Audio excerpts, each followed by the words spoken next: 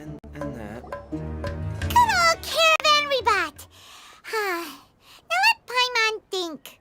What were we up to the first time we came here? Oh, Paimon remembers!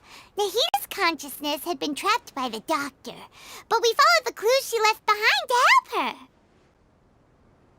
So much time has already passed since then, and it seems Sumeru's changing for the better now that Nahita's in charge, right? Paimon just hopes this peace will last a long time, and then Nahita won't have any more new problems to deal with. Yeah, guess you're right. We somehow always find ourselves right in the thick of it. Who knows what will happen next? Come to think of it, maybe it's all because of you. Maybe you're just a magnet for trouble. Huh? Me? Before Paimon ran into you, Paimon never ran into any trouble. At most, when she was super tired, Paimon got caught in some strange whirlpool and sucked out into sea. And even then, you fished Paimon out. Anyway, for Nahita's sake, maybe we should think about heading to our next destination for now. Ah, look who it is. Running into you in a place like this? I can see you two still love wandering around. Oh, it's Dia! Since when are we just wandering around? We're usually taking care of some serious business, even though it may have nothing to do with our journey. But never mind that. What brings you here? I just finished a commission in the desert for a usual client of mine. Nothing too interesting. Just escorting a shipment of goods. I'm on my way to report back.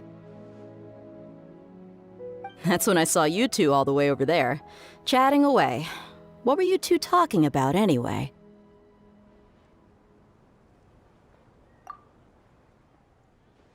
Huh? You serious? Can't say I saw that coming. But you are travelers after all. I guess you'd never stay for too long in one place. Bumping into you like this will become a rarity. I'm starting to feel sad just thinking about it. Hey, how about I gather a few mercs to escort you two? What do you say? Thanks, but no need. Oh, Paimon had no clue you'd miss us so much. But don't worry, we'll come back to see everyone when we get a chance. Sounds good.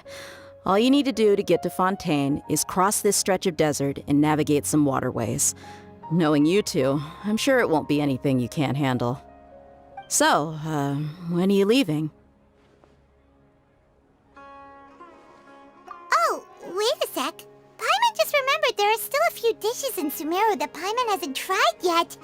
Now, where's that list Paimon made?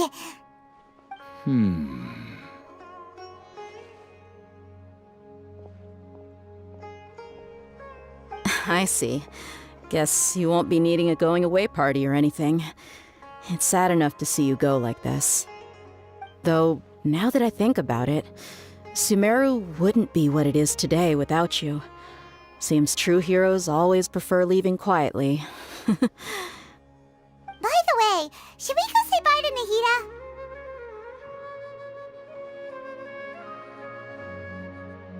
Oh, good point.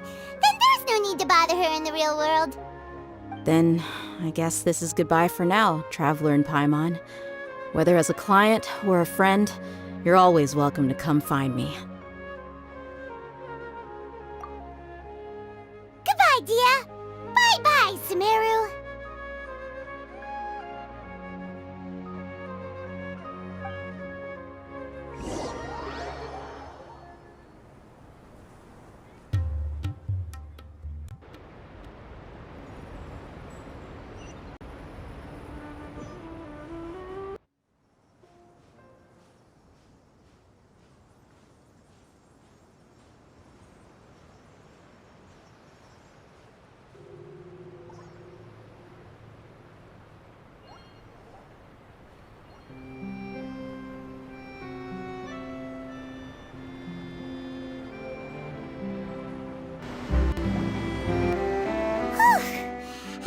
All that sand and water, we finally made it!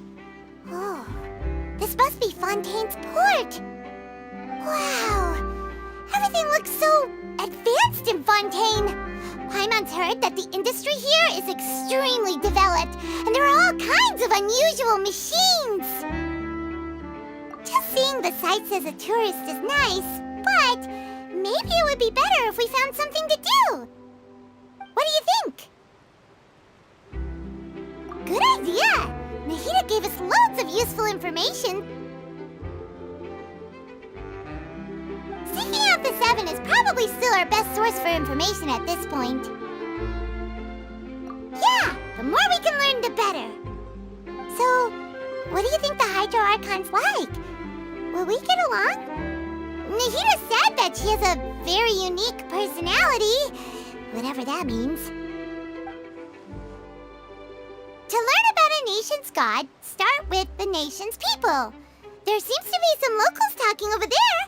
Let's go see if we can join the party.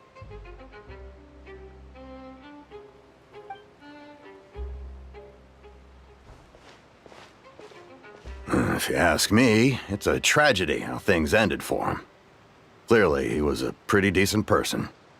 Yeah, I didn't expect that kind of ending for him. I thought he would at least fight on a little longer for his family. I was expecting a sudden plot twist, but it's a pity that it never happened. Still, his story is quite the tearjerker.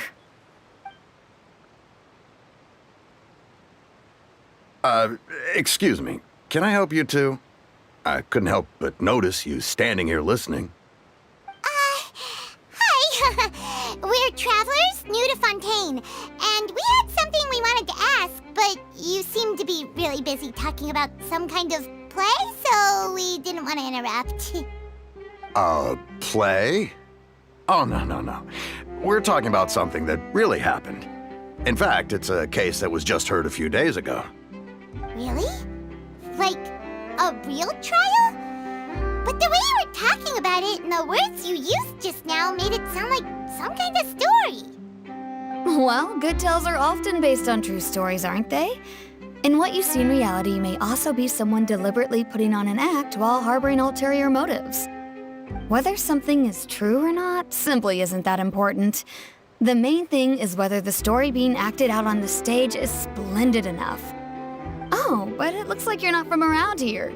You probably don't know that the Fontaine Court of Justice is called the Opera Epiclese, or more commonly known as just the Opera House. But, shouldn't court cases be treated a little more seriously than that? Not to question Fontaine's way of doing things, it's just that putting someone on trial is usually a very serious thing. No worries. Other visitors to Fontaine have wondered the same thing. You could say that we just don't want to waste the moving stories behind those cases.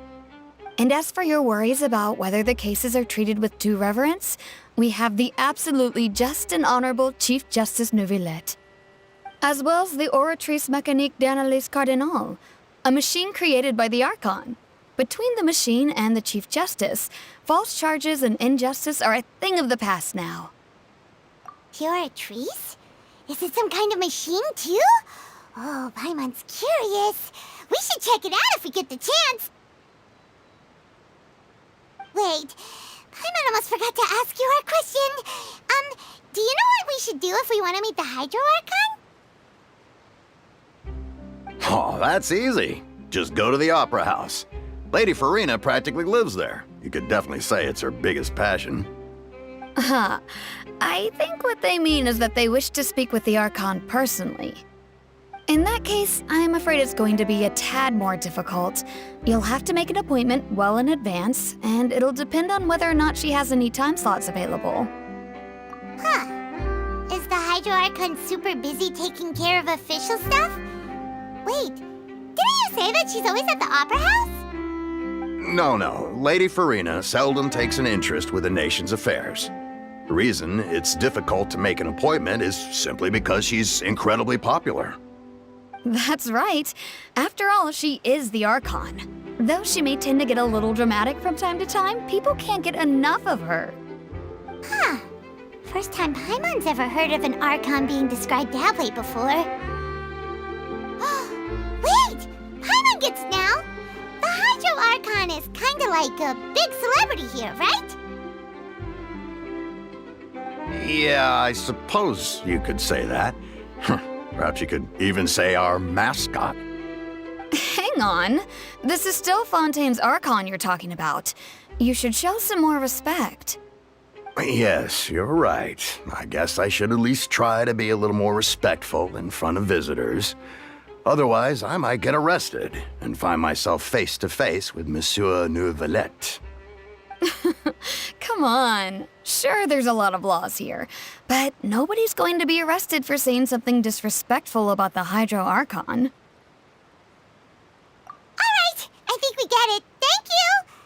At least we now know that we can find the Hydro Archon at the Opera House. But who knows how long making an appointment will take? Guess we could have a look around the city in the meantime. Hey!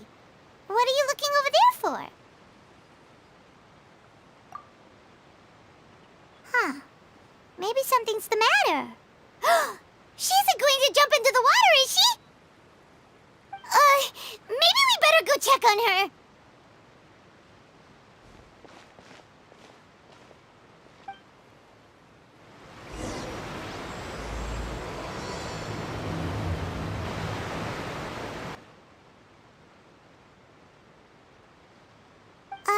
Hello there.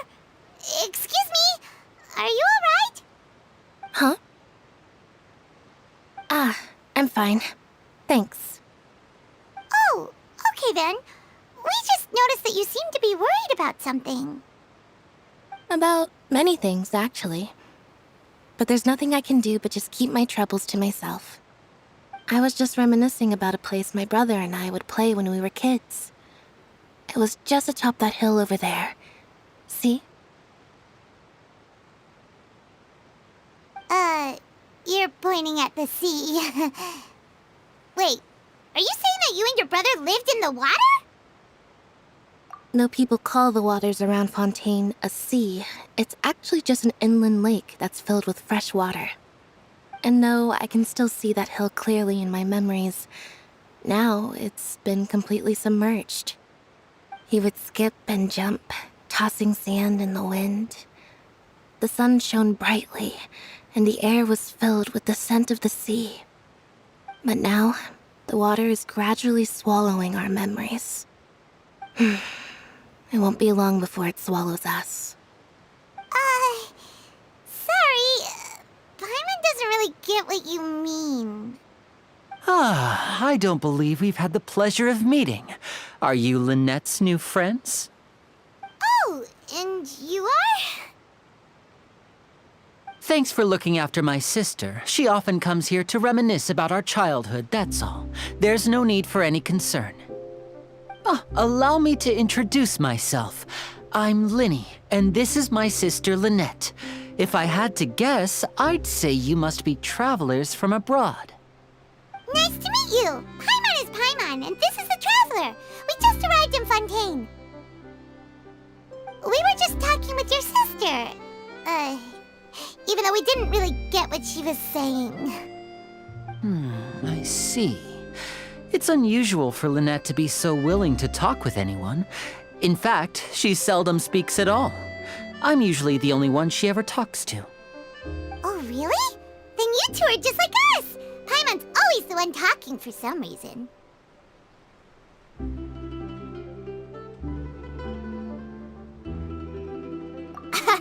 So that's how you think it is? I also think my brother can be too talkative at times. Seems you were right, Paimon. We are quite similar.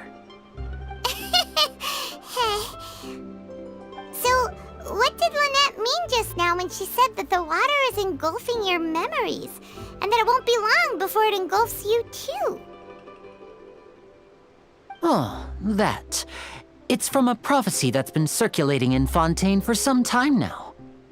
Well, I suppose prophecy isn't exactly the right word, because that implies a certain amount of uncertainty. There's no doubt about what's happening in Fontaine now. Where to begin?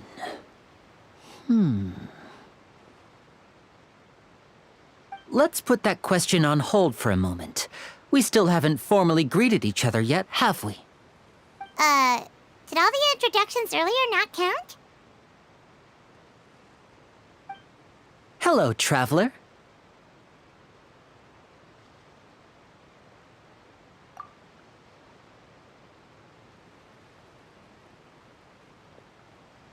And hello, Paimon.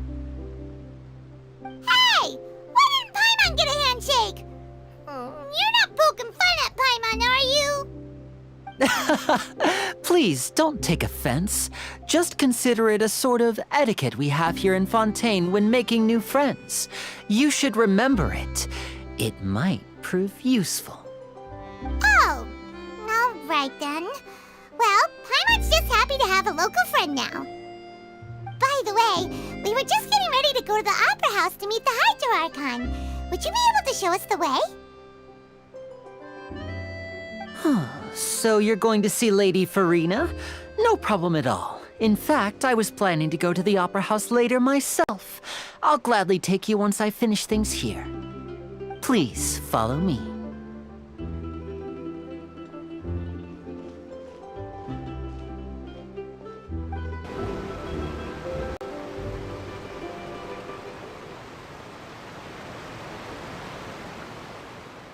You said you were going to see Lady Farina?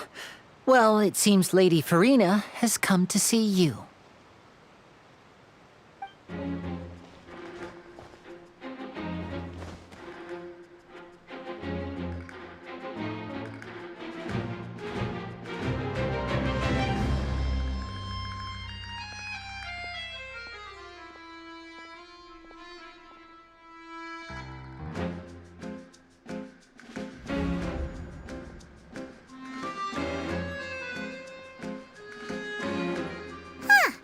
So, she's the Hydro Archon?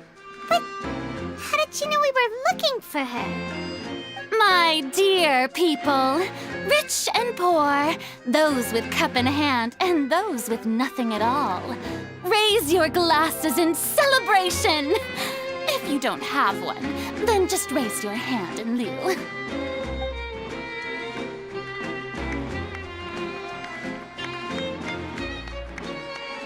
As you can all see, two unfamiliar travelers have arrived in our nation. Come, let us make a toast in honor of this traveler and his companion, who have journeyed here from distant lands.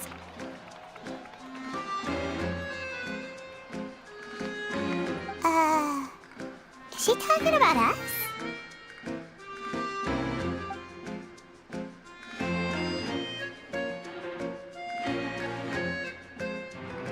I've long heard of the turmoil and chaos you've left in your wake as you visited other nations, but I welcome you nevertheless. No, I have come to receive you personally. Fear is for insignificant cowards. I am a god, and I will never entertain the notion of such meaningless wariness. You can be rest assured, I see clearly your sincerity. Of course, seeking an audience with me is the most sensible thing to do. It will allow you to truly behold my power and witness my authority. Intelligent people always gather under the correct banner. I, Fosalor, hereby welcome you to the nation of Hydro and acknowledge the value and significance of your trip. Now, you may rejoice in this. Yeah, Paimon still can't believe it. Feels like we've only been here for a few minutes. But the Hydro Archon's entrance was, how should Paimon describe it? A little over the top? Miss Hydro Archon? How did you know we were coming? I see.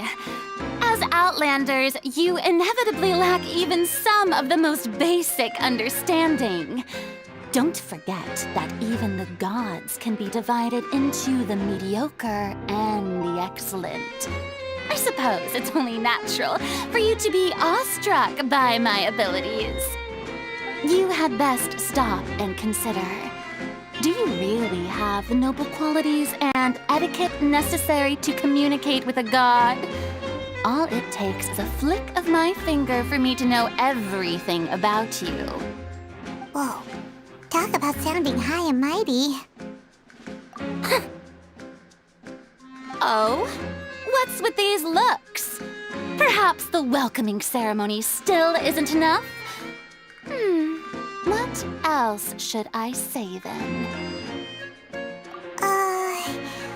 Is she waiting for us to start talking? Wow, I didn't expect to see Lady Farina here. What a surprise! Wait, does this mean they're the legendary blonde traveler? How did I not notice before? Hey, what's all the commotion? Oh, is that Lady Farina? Is there some kind of drama going on? Of course. That's the blonde traveler, the one all those stories are about.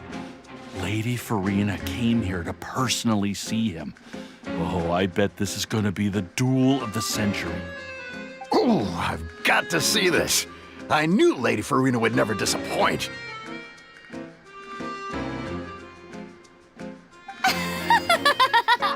Yes, but don't get too excited now. My dear believers and spectators alike tend to get quite rowdy, and despite the noise, I've come to tolerate all their ruckus.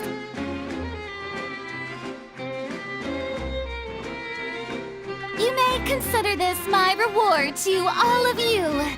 I have determined that there will be an epic duel between myself and this traveler from another land, just as you were hoping to see.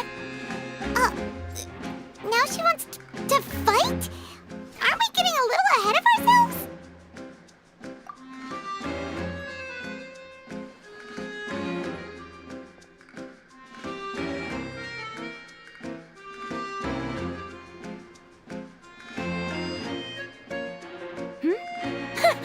Are you not afraid? Might I remind you that this is a duel against the divine? What are you trying to do, traveler? Provoking a god in front of her people? Stand down, Clorent. I admire his bravery. Few have the courage to draw their sword against a god. He is obviously a true warrior. Unfortunately, people nowadays only crave to be thrilled, and a mere duel will not slake their thirst for excitement. Huh. Yeah, she's right. Just a duel wouldn't be all that interesting. On Araneus, criminals are always requesting duels to defend their honor. They're getting a bit old, to tell the truth. You see.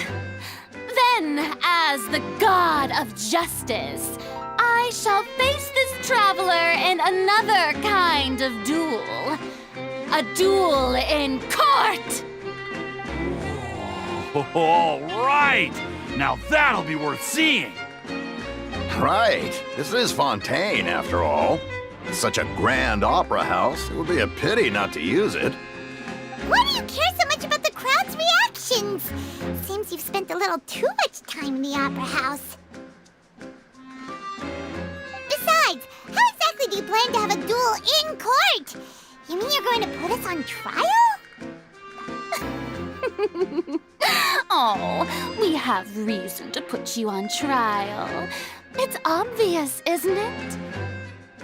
According to Fontaine law, no one is permitted to release any flying objects within Fontaine city limits during the first 3 days of each month. You are clearly guilty of violating this law, no? Oh, so that's what they've done wrong. That's our Lady Farina. No one knows the laws of Fontaine like she does. You call that obvious? What kind of law is that? Wait, flying object? You mean Paimon? Precisely! Now, if you two have no objections, then in the name of the Hydro Archon, I order your arrest. My apologies, Lady Farina. I don't mean to spoil the fun, but if you would allow me to interject, I don't think that Paimon here meets the definition of a flying object. You tell her, Linny! Finally someone who's not crazy. How could anyone call Paimon a flying object? Great magician Linny, my beloved citizen. I'll permit you to object, but how exactly do you plan to prove your claim? As a magician who just rained on your parade, I naturally should shoulder the responsibility of saving the show. So, with such an audience gathered here, allow me to perform a trick for everyone.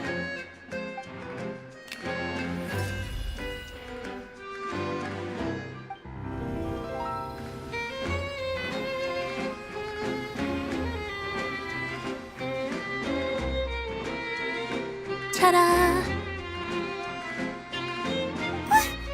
What's that on Paimon's back? Hey, when did you do that?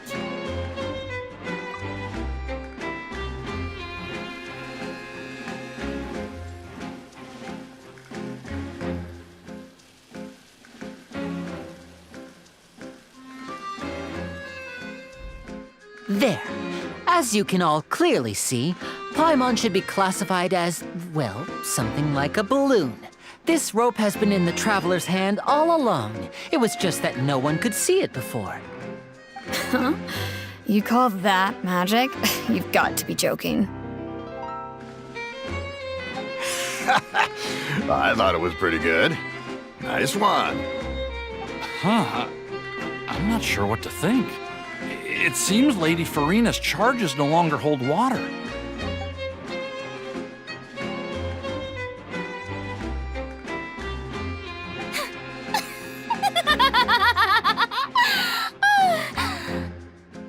Amusing.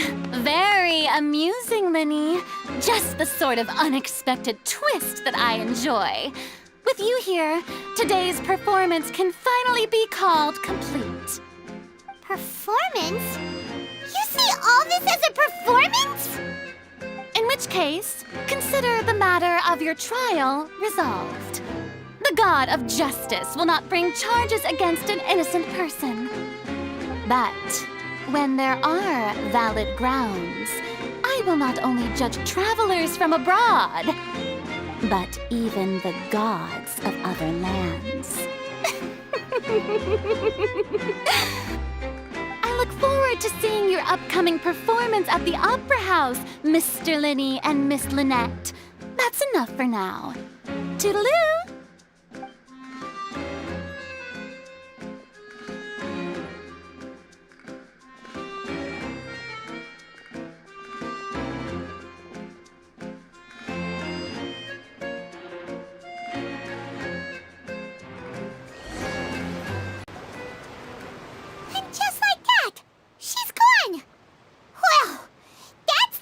Unpredictable Archon Paimon's ever seen. We never even had a chance to ask her anything.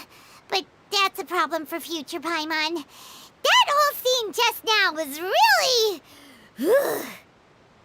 Don't mention it. I just happened to remember that there was such a law, so I did a little preparation, just in case. I didn't think it would actually come in handy. So, now do you see what kind of god Lady Farina is? She can be a bit confusing at times, but she is still amenable to reason. Anyway, Paimon had no idea you were a magician, Linny. It sounded like you'll be performing at the Opera House, right? I just know a few simple tricks I use to make a living. Lynette is my assistant.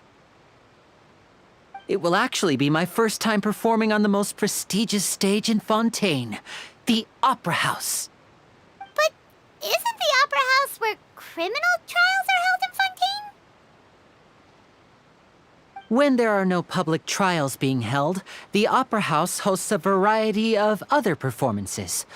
To the people of Fontaine, the line between a trial and a performance can be a little blurred. And speaking of performances, I would be remiss to forego this opportunity gifted by fate. Might I invite the two of you to see my performance? My brother's always excited to make new friends. Oh, sure. We don't really have anything to do now, and we wanted to go to the Opera House anyway. Splendid. In that case, why don't we go together? I'll show you the way. I just have something to take care of first. You really mean it? Then I'll take you up on your offer. This is a magical item known as a magic pocket. Perhaps you can help me distribute them to the people here. Huh? What are they going to use it for? About that... You asked me before about the prophecy, right? Let me start by telling you a little more about what it entails. I'm not sure exactly when it began, but a prophecy has been circulating around Fontaine. It says that every person in Fontaine is born with sin. No matter how the Nation of Justice holds trial after trial, this sin cannot be absolved. Until one day, the water levels in Fontaine will rise, and the sinful people will slowly be drowned. In the end, the people will all be dissolved into the waters, and only the Hydro Archon will remain, weeping on her throne. Only then will the sins of the people of Fontaine be washed away. That sounds pretty gloomy. Why are people in Fontaine born with sin? What is that supposed to mean? There are lots of guesses. Some say that the ancestors of Fontaine stole the power of the seas and stirred its wrath. Others say that the people of Fontaine never heeded the first Hydro Archon's warnings and offended Celestia. But here in Fontaine, evidence is what matters. There hasn't been concrete evidence for any of these claims, so they can only be regarded as conjecture. If even the people in Fontaine don't know what sin they committed, wouldn't it be better just to ignore the prophecy completely? Why bother feeling guilty all the time? That's exactly what the people did at first. But in the last few years, the water levels in Fontaine have actually started rising.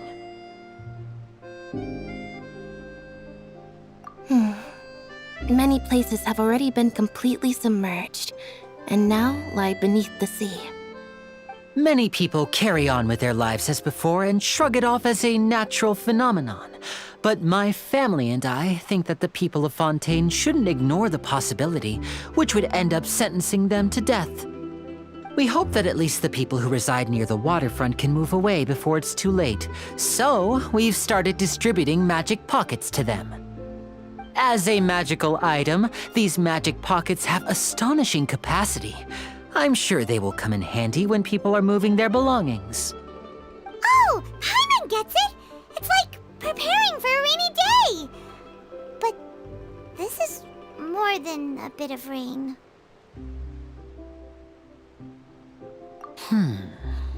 Perhaps only absolute power could ever contend with such a catastrophe. But who knows? We're just tiny specks in the grand scheme of things. Now, if you'd like to help, then please give these magic pockets to anyone nearby. Be sure to convince them to take it, regardless of what they say.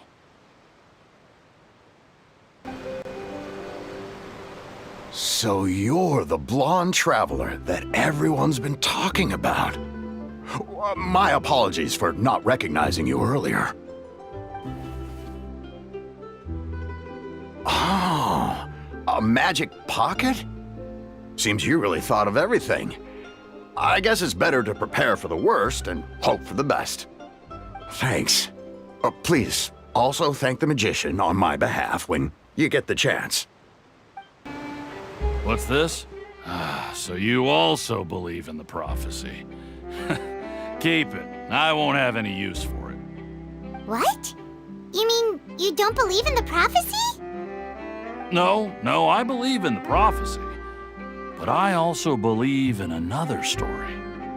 The story says that people once lived in the ocean. They were one with the ocean and couldn't live apart from it. as time wore on, people desired to live on land and developed blood vessels, encapsulating the sea within their bodies. Thus could people set foot on land. So, if you ask me, when the water rises and takes us all, it'll be like we're going home. Oh, we hadn't heard that one before. But people can't live underwater. They'll die. You should probably still take it. All right, I'll take it.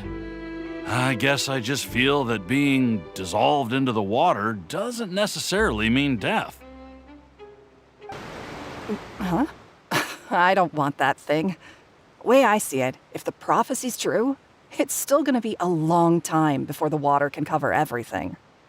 Life is all about living in the moment. What use is there in worrying about the future all the time?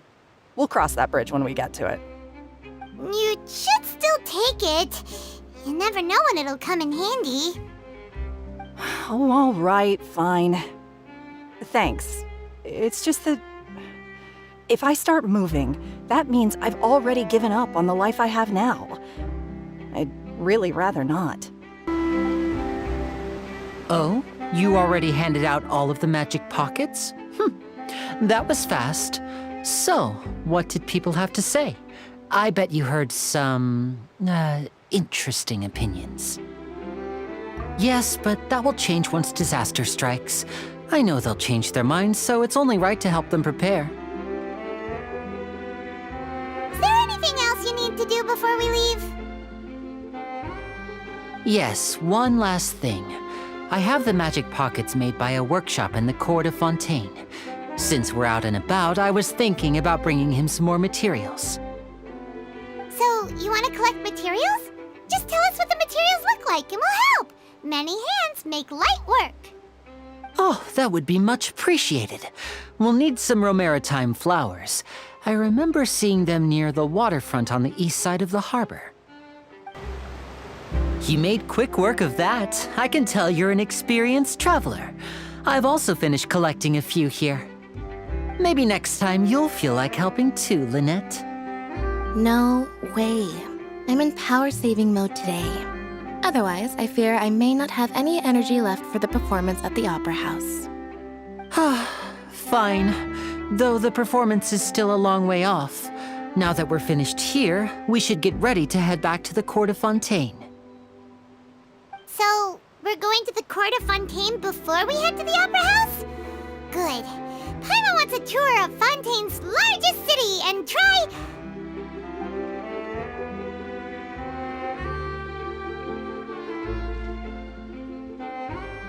Wait, shh.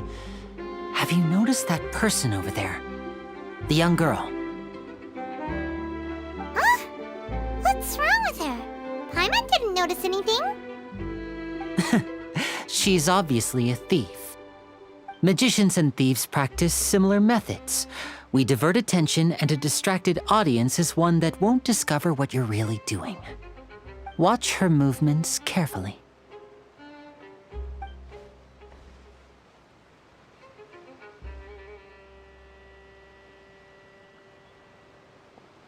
Oh, he's right! Shh, keep your voice down. We need to think of a way to catch her, but it seems she's very alert. Perhaps we should split up. You two can ride the lift over there and wait up top. I bet that'll be her escape route if she tries to run. All right, let's go. This is the spot where Linny wanted us to wait.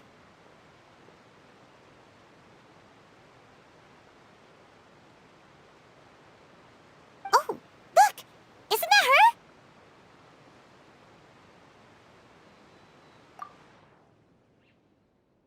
Oh no! Did she notice us? She started running the other direction! What should we do? Should we chase her?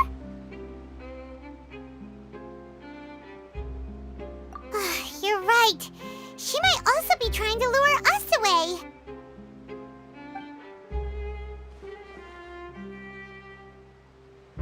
Nothing's happened for a while now. Paimon wonders if Lenny caught the thief. Yeah, let's go.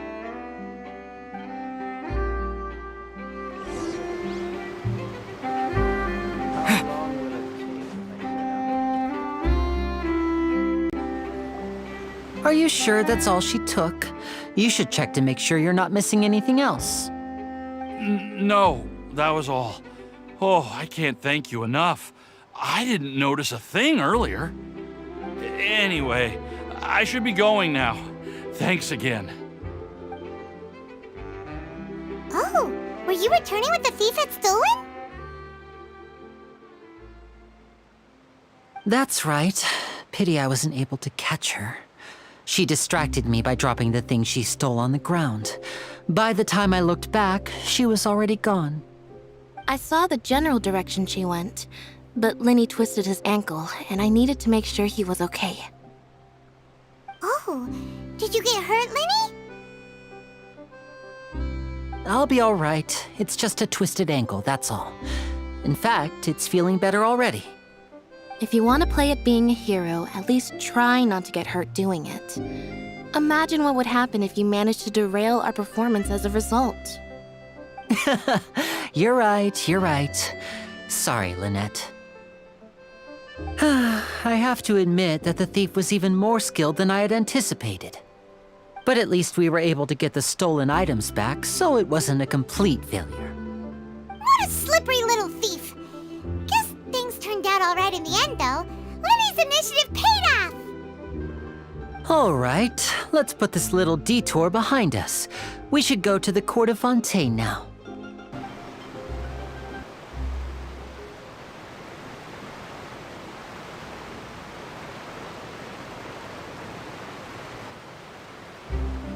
So, we ride this thing to go into the city?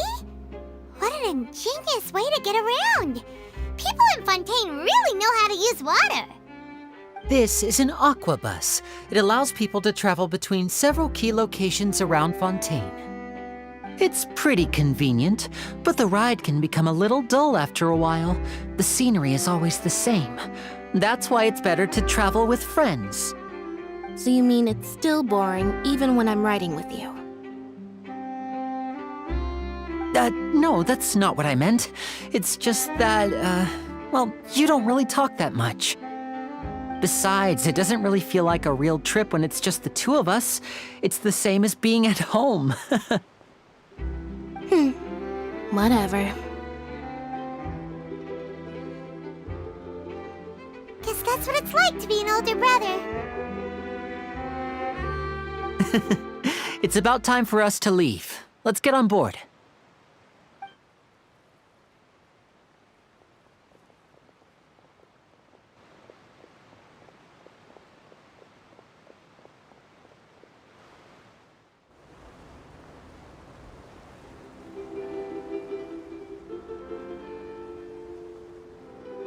Huh? What? Traveler! Paimon! Charlotte! Oh, I never guessed I'd bump into you while riding the aquabus. In the story of my life, this is big news. What are you doing in Fontaine? I didn't hear anything about you paying us a visit. Yeah, it's quite the coincidence, but as travelers, we're always on the move. It's not surprising that nobody knew we were coming. Though we still have no idea how the Hydro Archon knew about us. Oh, let Paimon introduce you to our new friends! Oh, no need for introductions, Paimon. I would recognize the great magician Lenny and his assistant Lynette anywhere. I wouldn't be much of a reporter if I didn't know who they were. It's a pleasure to meet you. I'm Charlotte, a reporter for the Steambird. Nice to meet you. From the Steambird, huh? We've often relied on your paper to promote our performances. It's an honor to meet you. Now that everyone knows each other, Fontaine suddenly doesn't feel like such an unfamiliar place. So, what have you been up to lately, Charlotte? Any big news? Not too much. When there isn't any breaking news, I mainly cover the trials at the Opera House. You can still manage to keep readers' attention as long as you tell things from a clever enough angle, even if it's the same old topics. For example, reporting on how a scammer once deceived vulnerable girls into relationships, or how a financial criminal was once so poor that they ate a single piece of bread for 5 days. You're right. Seems you know me pretty well. What I'm really after is exclusive, sensational news pieces that could shake the country. These smaller stories are a waste of my talents. Oh, I just remembered. I've been following a case lately. Well, a series of cases, actually. You mean the serial disappearances of young women case? That's right! These stories are the talk of the town right now, and it's probably the most mysterious case we've ever seen.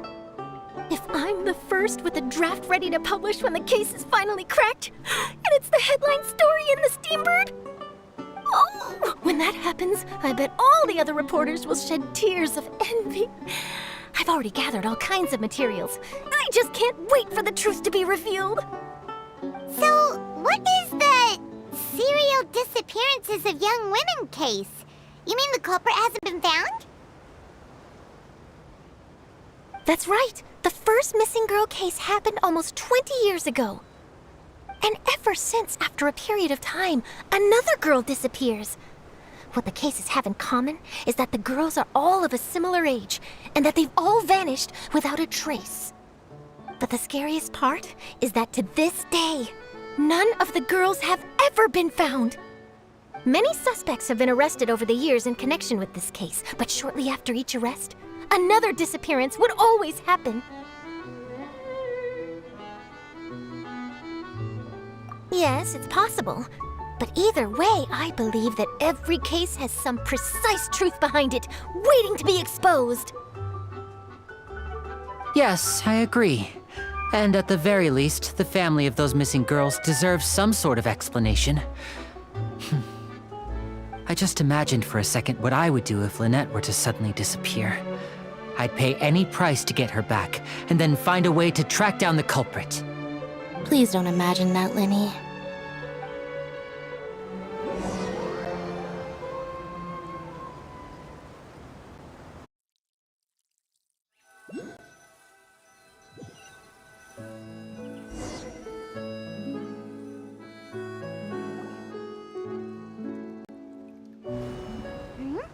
Hey, we're almost there! Look!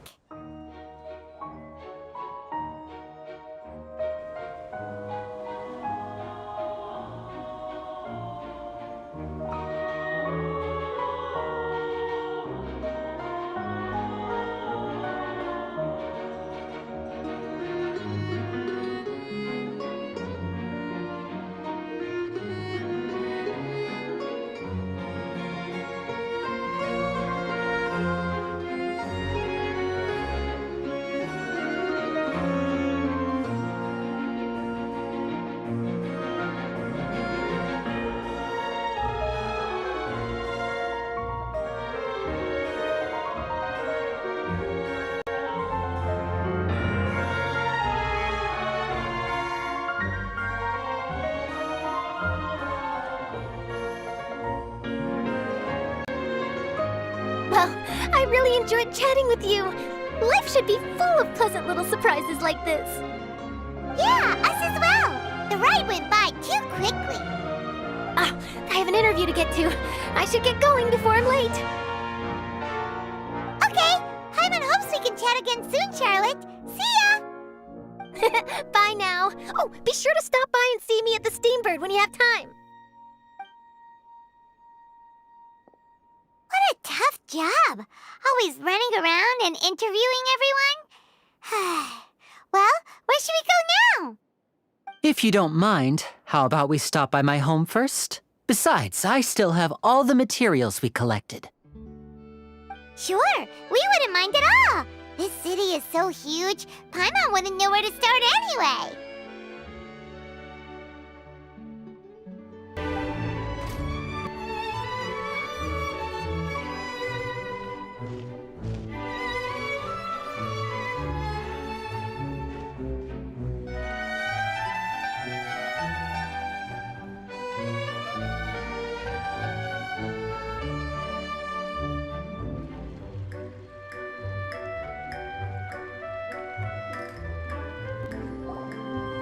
This is our current abode.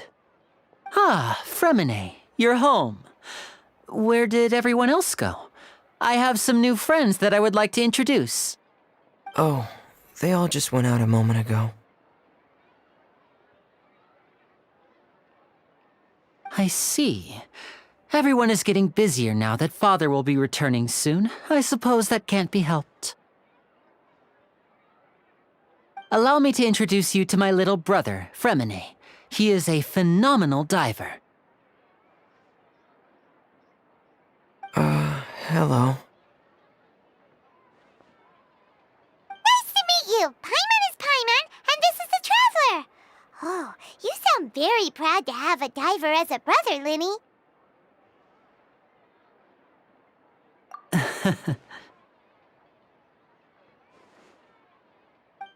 Linny, could you come here for a moment?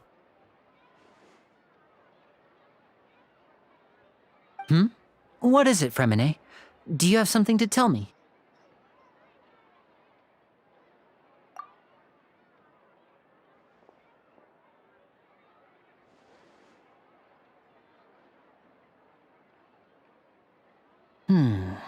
Okay, I see. Is everything all right? Oh, it's nothing. We were just discussing a little housework. Sorry for the interruption. Oh, before I forget, the Traveler and I collected more materials to make magic pockets. Were you able to get any, Fremine? Yes, I went diving and gathered lots of materials. I was about to give them to you. That's our Fremine, always quick with the underwater work. All right, I'll take these to the workshop.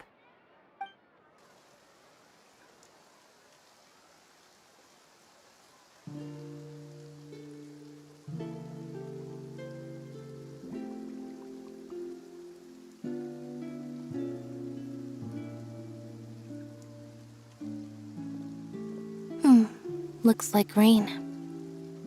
Oh, you're right. But wasn't it clear and sunny just a moment ago? Fontaine's weather sure is weird.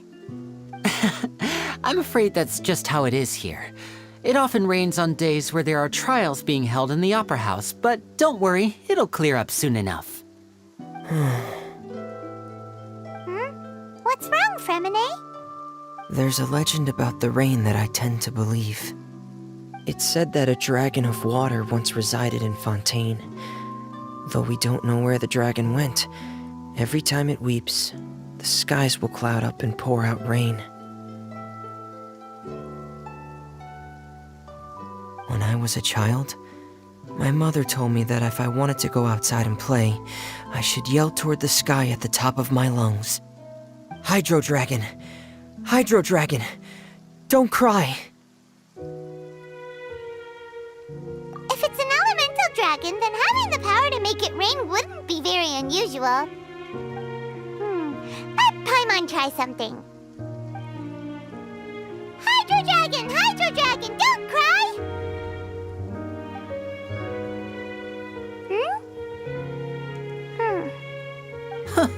Doesn't seem to be of any use. It is just a legend after all. You know, you might be a more popular magician if you understood the concept of romanticism. Or could at least play along. Sorry, it might be because we've never met the Hydro Dragon. Perhaps it can't be comforted by the words of strangers.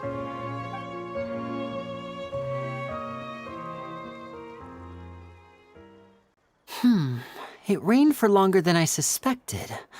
Oh, it's already getting late. Was there something you needed to do, Linny?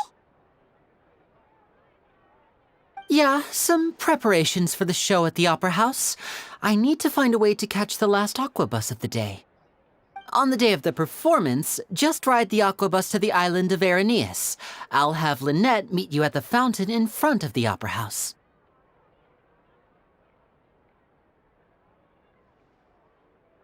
Oh, are you leaving now? What is it, Fremine? I'm in a hurry. Oh, I get it. You feel nervous delivering the materials for the magic pockets, is that it? Perhaps we could trouble the Traveler to help us take these materials to the Beaumont workshop and deliver them to the owner there? I'm afraid that Fremine can be quite introverted, and the boss there tends to be pretty talkative. Fremine has always been a little afraid of her. No trouble at all! Don't worry, we're on the case! Sorry for the inconvenience. I'm quite useless when it comes to such tasks. I'll think of a way to make it up to you. Oh, no need! This'll be a walk in the park for us!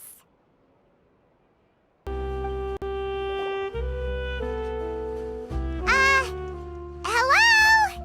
Is there anyone here? Oh, hello there. New customers? Looking to buy, or do you need something made? Or perhaps you're just looking for a chat with me. Oh no, we're just here to deliver some materials. Here they are. They're for making...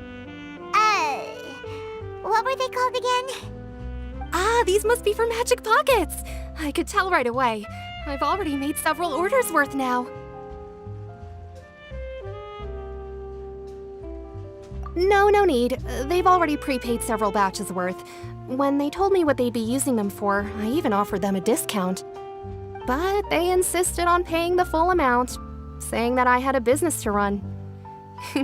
It seems both their hearts and their pockets are made of gold. Whoa. So, is Linny actually loaded? I can't say for sure, but who knows? Maybe there's good money to be made being a magician in Fontaine. Hey! Is this machine what you use to make stuff here? It looks really advanced. Why use your hands when a machine can do the work? It would be a waste not to use the latest technology, and wasting is a kind of crime. But where does a big machine like that get its power from? Well, it's a little complicated. I'm not sure I can put it in layman's terms for you. But basically, everything we usually use here in the city is powered by indemnitium. It's a type of energy that's produced from trials. Huh? How can trials produce energy? Well, I'm not completely sure of all the details myself, but basically, when a trial is in session, the Oratrice Mécanique d'Analyse Cardinale harvests people's belief in justice and converts it into energy to be used all around Fontaine. So that's what its other function is? Paimon heard that the Oratrice was created by the Archon to make judgments. But Paimon still doesn't get it. How could something unreliable like people's beliefs be turned into a stable power source for these machines? Oh, yeah! So that means the Hydro Archon relies on the machine to take the energy created by belief and turn it into power for all of Fontaine, right? Even though I've never heard anyone really put it that way before, it sounds like it makes sense. Besides indemnitium, we have another type of energy called pneumosia. It isn't produced by the power of the Archon, but it is unstable by nature. Even now, it still cannot be widely used by civilians. I thought I'd find you hard at work, but here you are chatting the day away. Since you're already talking, I'm sure you wouldn't mind a few words with me. You again? Didn't I already promise you that I'd have the more I owe to Confrérie of Cabriere by next month? Why are you hounding me now? Yeah, but how do we know that you won't go running off by the end of this month? I want 50% today. Wait, no? 70%. Huh? You... Seems business isn't so great for the workshop. We've already finished our job and delivered the materials. Maybe now's a good time to leave?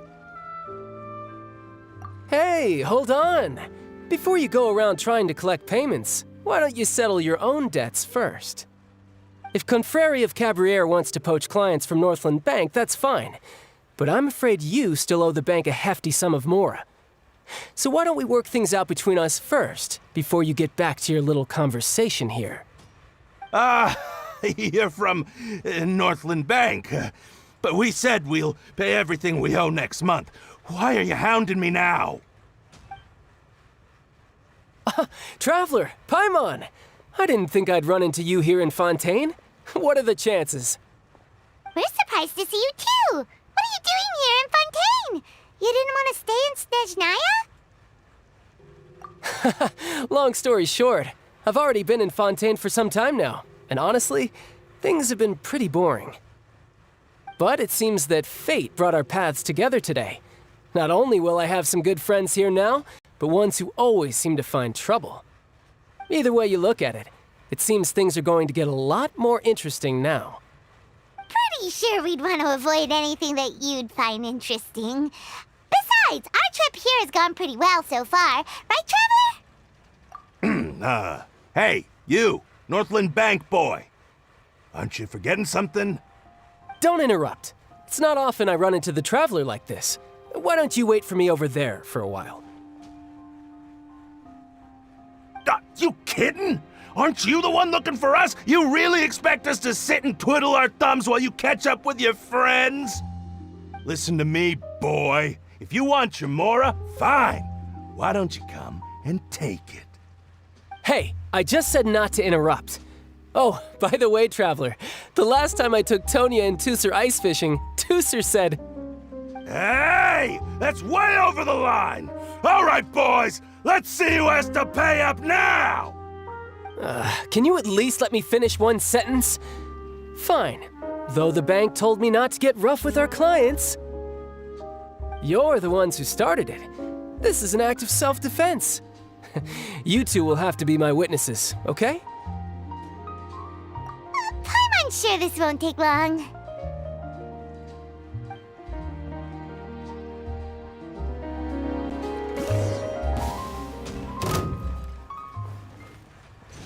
Brace yourself! This is gonna hurt! Yeah! Yeah! Yeah! Yeah! Yeah!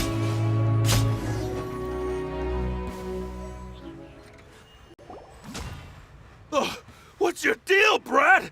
How are you so strong if you're just a staffer from Snezhnaya's Northland Bank? Wait, don't tell me you're... Oh, now you notice. It's a little late, don't you think? Just make sure you understand that you don't mess with Northland Bank. Got it?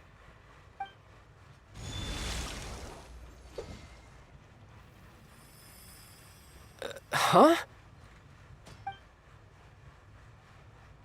Now's my chance!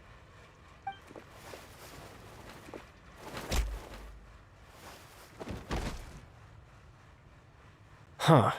That was weird.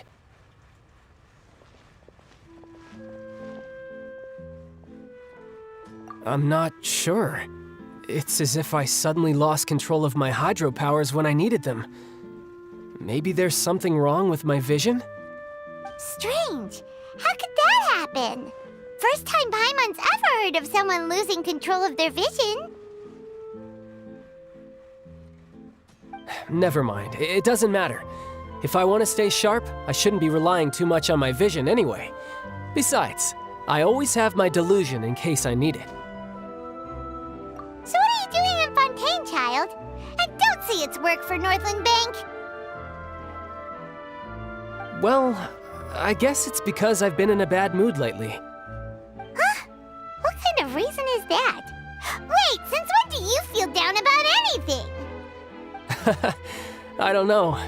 Maybe I still have a lot to learn about myself. But recently, there seems to be some sort of restless power stirring inside of me.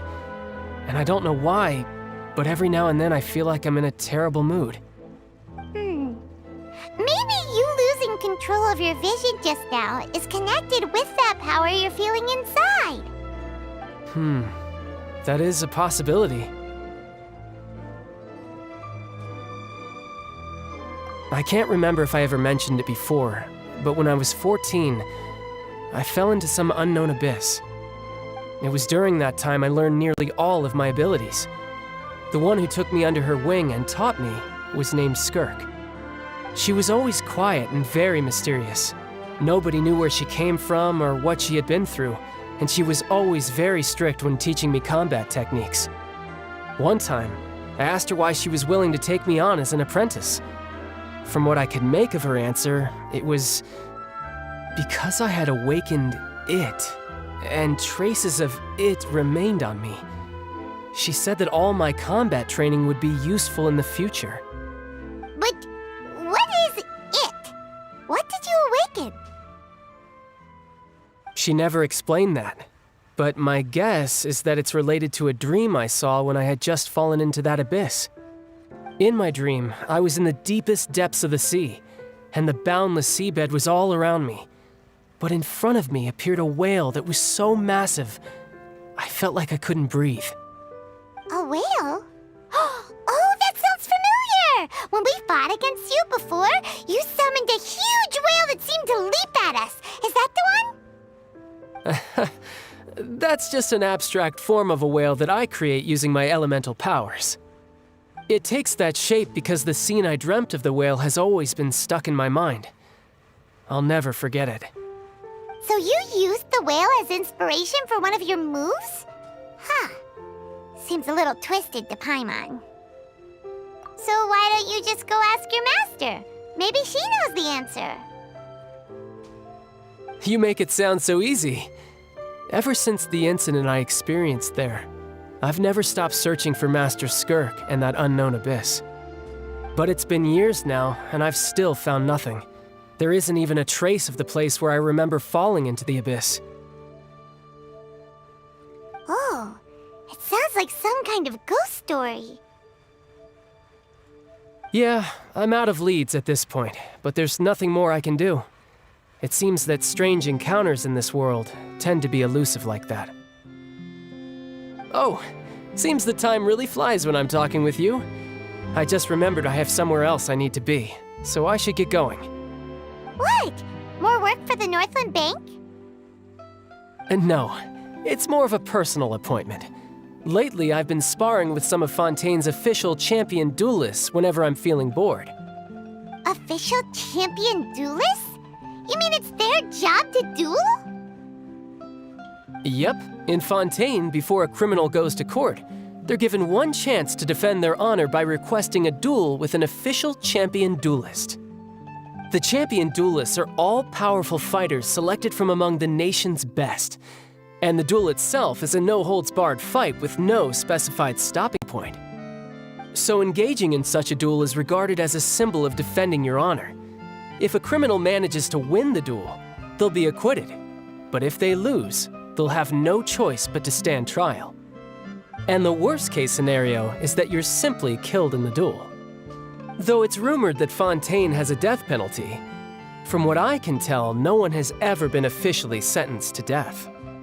So really, the only people who opt to duel are those who have suffered a grave injustice in being accused, or those who greatly value their honor. Otherwise, why gamble with your life? So, do many people actually get out of their trials by winning the duel? Apparently, it's exceedingly rare for anyone to actually win. Fontaine probably enacted this system as a way to show that the nation respects the honor of its citizens. Besides, none of the champion duelists are to be trifled with, which is exactly why I was itching to face them as soon as I got to Fontaine. Apparently, the one I'm meeting today, Clarend, is the strongest of the champion duelists. I had been asking her for some time before she finally agreed to face me today. Well, that's child for ya.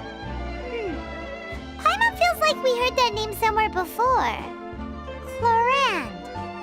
Huh.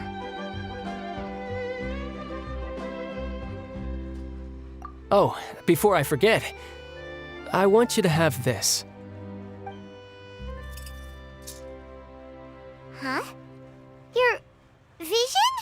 You're seriously just giving it away? I'm just worried that it could become uncontrollable again. I'd be pretty upset if it got in the way of my duel, so I think I'll be better off without it for now. Besides, I just need you to hold on to it for a short while. I'll come retrieve it when I have some time later. Paimon knows what you're up to. You just want an excuse to come talk to us again, don't you? Whatever gave you that idea? I'll be in touch later.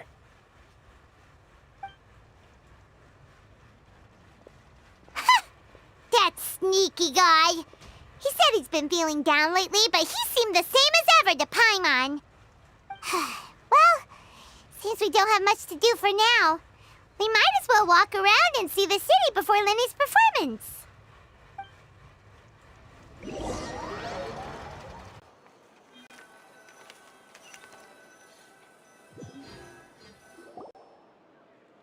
Wow! Who could have seen that coming? The reporter who was barely around for most of the story was the murderer all along!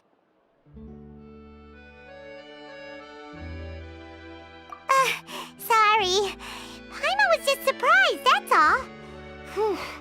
Paimon never saw that twist coming. The murder mystery novels here are amazing! The whodunits here in Fontaine are a lot different than the light novels you see from Yai Publishing House. Both have their merits, but Paimon thinks this style of novels are more, well, novel. It's so exciting to reach the moment when the mystery is uncovered, especially in the one Paimon was just reading. You should buy a copy and read it too. Oh, sorry about that. Paimon will be more careful next time. Hey, shouldn't we be heading to the Opera House to see Lenny's performance soon? It's almost time for the show to start, so we should get going. Whoa, now this is fancy! The Opera Epiclese. What a place to hold a performance! No wonder Lenny and Lynette were looking forward to it. Huh, looks like there's a lot of people standing around the fountain up ahead. Oh, Archon. Please bless us with a bright and healthy child. We pray. I don't know why you always feel the need to ask so much. I'll be happy as long as our child is healthy and lives a peaceful life. I guess if they're our kid, then there's no doubt they'll turn out smart. Maybe this is one of the customs in Fontaine. There sure are a lot of couples here. Vache.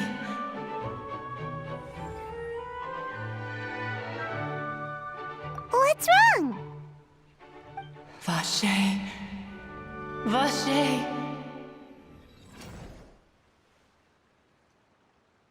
No, Paimon didn't say anything. Are you hearing things?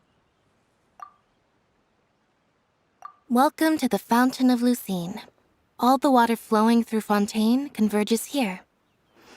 It's customary for newlyweds to come here and wish for children.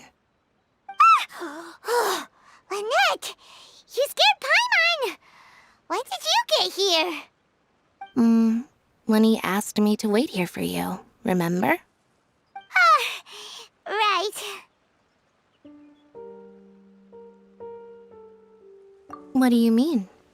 There are a lot of people here right now. Hey, you're not trying to scare Paimon, are you? Besides, it's the middle of the day. It's not the time for eerie things. I see. I might be able to tell you something that could help explain the voice you heard. In fact, you might not be imagining things at all. I suspect that what you heard is a result of your hypersensitivity to the hydro element. Others in my family have had similar experiences. It's because of his sensitivity to the hydro element? But what would hearing a voice have to do with elemental power? When do you cry, Paimon? Wait, what? What does that have to do with anything? Just answer me. When do you cry?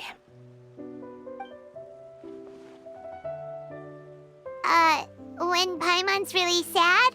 Oh, and when Paimon's super happy. Oh, and also when Paimon's really, really scared. Then you should understand that tears contain your most intense emotions. Like I just mentioned, the Fountain of Lucine is where all the flowing water in Fontaine converges. Even the tears that fall to the ground will eventually gather here. So maybe what you heard was the intense emotion coming from someone's tears. So, what did the voice say? If you were hearing their their emotions, then Paimon wonders what happened to them. Rather than worrying about them, we should worry about my brother first. Don't let that calm look of his fool you. He tends to get pretty nervous just before a performance. So chatting with Linny might help him relax a little before he goes on stage. Oh, right. That makes sense. Let's go in and see Linny.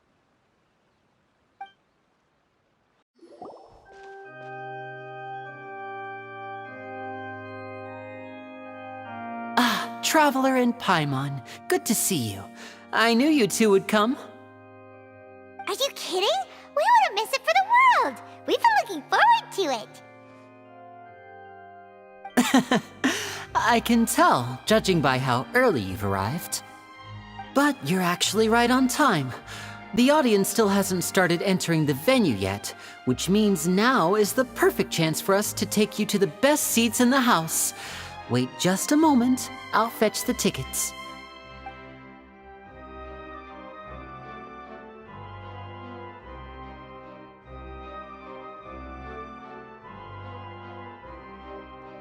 The Opera House has assigned seating, so you always have to make reservations. I've already reserved your seats, and here are your tickets. Ooh, front row seats! Thanks, Linny! Don't mention it. There's no need to keep thanking me. Hey, Linny! Could you come over here and take a look at this? Oh, I'll be right there. Seems there's an issue with the stage props over there. That's Cal, my assistant, calling me. I'll go lend him a hand. Yeah, we'll just go to our seats. You go ahead, Linny.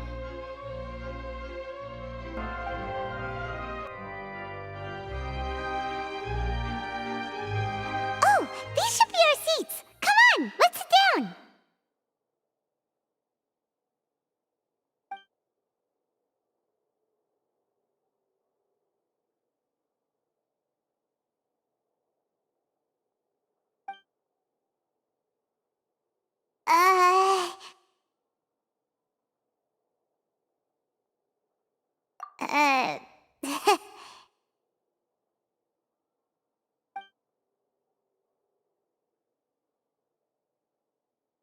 Hey, Traveler.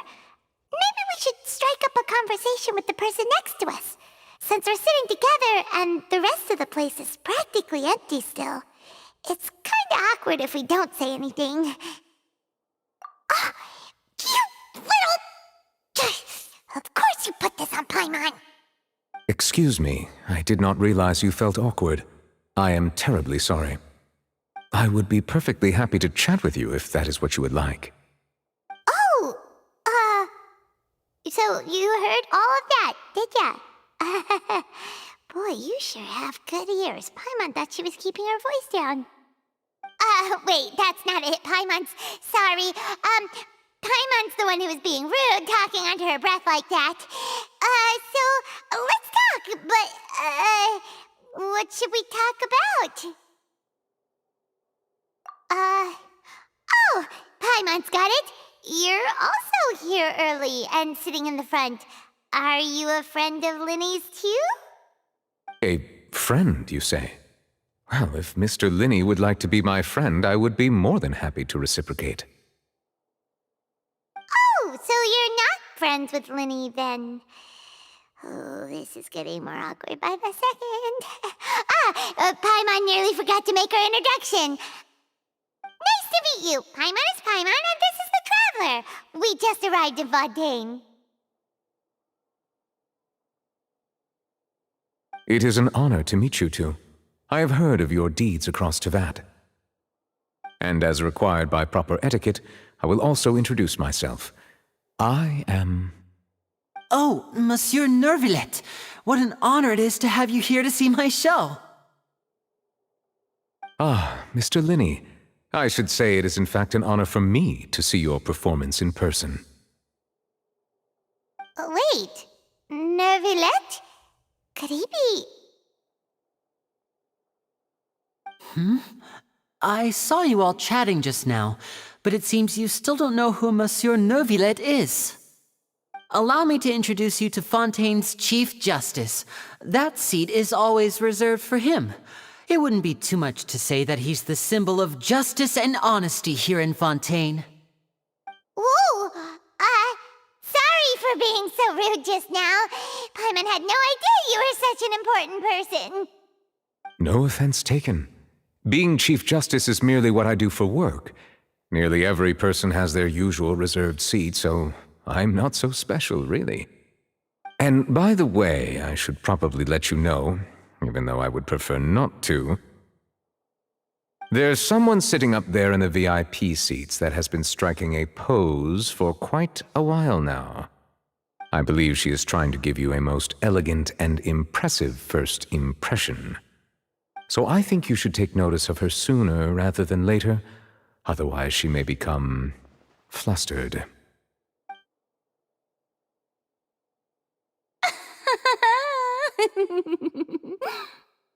Huh? Oh, it's Farina, the Hydro Archon. Huh. She sure has a smug and satisfied look on her face. Guess she has no idea that you saw right through her act. Very good. That is for the best. No need to pay her any more attention. We may now enjoy the show. Huh? So is this what things are like between the Chief Justice and the Hydro Archon? All right, please wait just a moment longer. I've pretty much finished my preparations, and the performance will start as soon as the audience has made their way to their seats. Yay! The show's finally about to start! Paimon can hardly wait! Paimon's never seen a real live magic show before!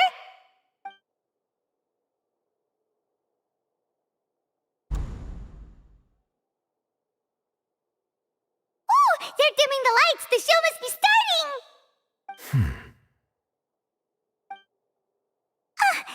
Sorry.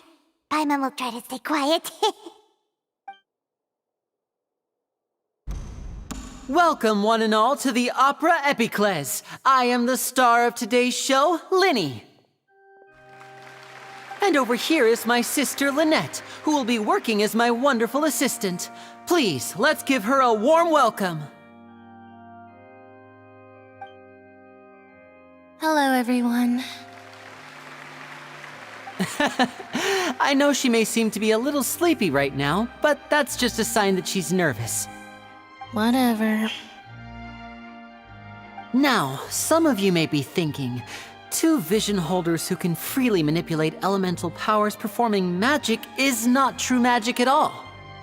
So, I would like to take a moment to assure you that elemental powers will have nothing to do with what you will witness on the stage today.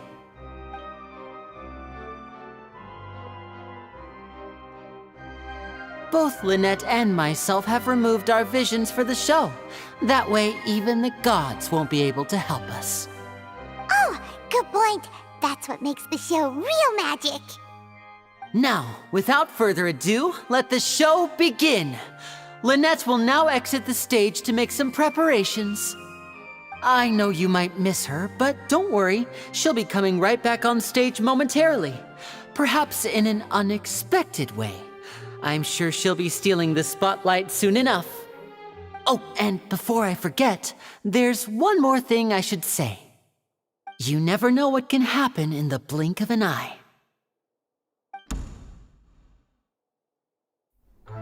A magician's greatest skill is making things disappear or appear. The possibilities are endless.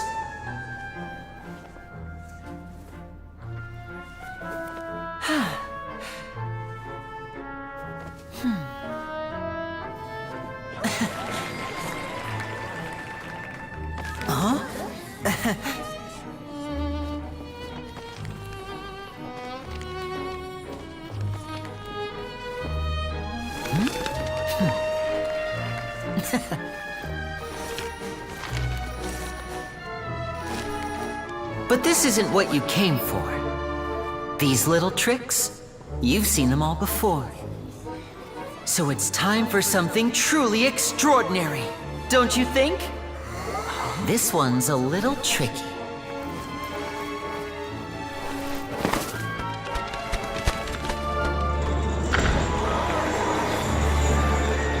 using this water tank, I shall make my sister vanish completely, right before your very eyes.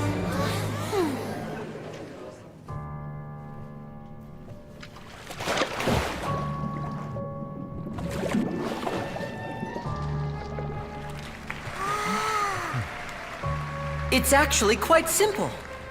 She'll just turn into air bubbles and float right out of the top.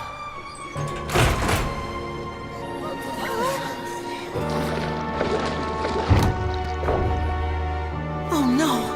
I told them to check all the props carefully. With the lid on, even air can't escape. An amateur magician would be getting very nervous right around now. Luckily, it's me on stage, so let me show you what a true virtuoso can do.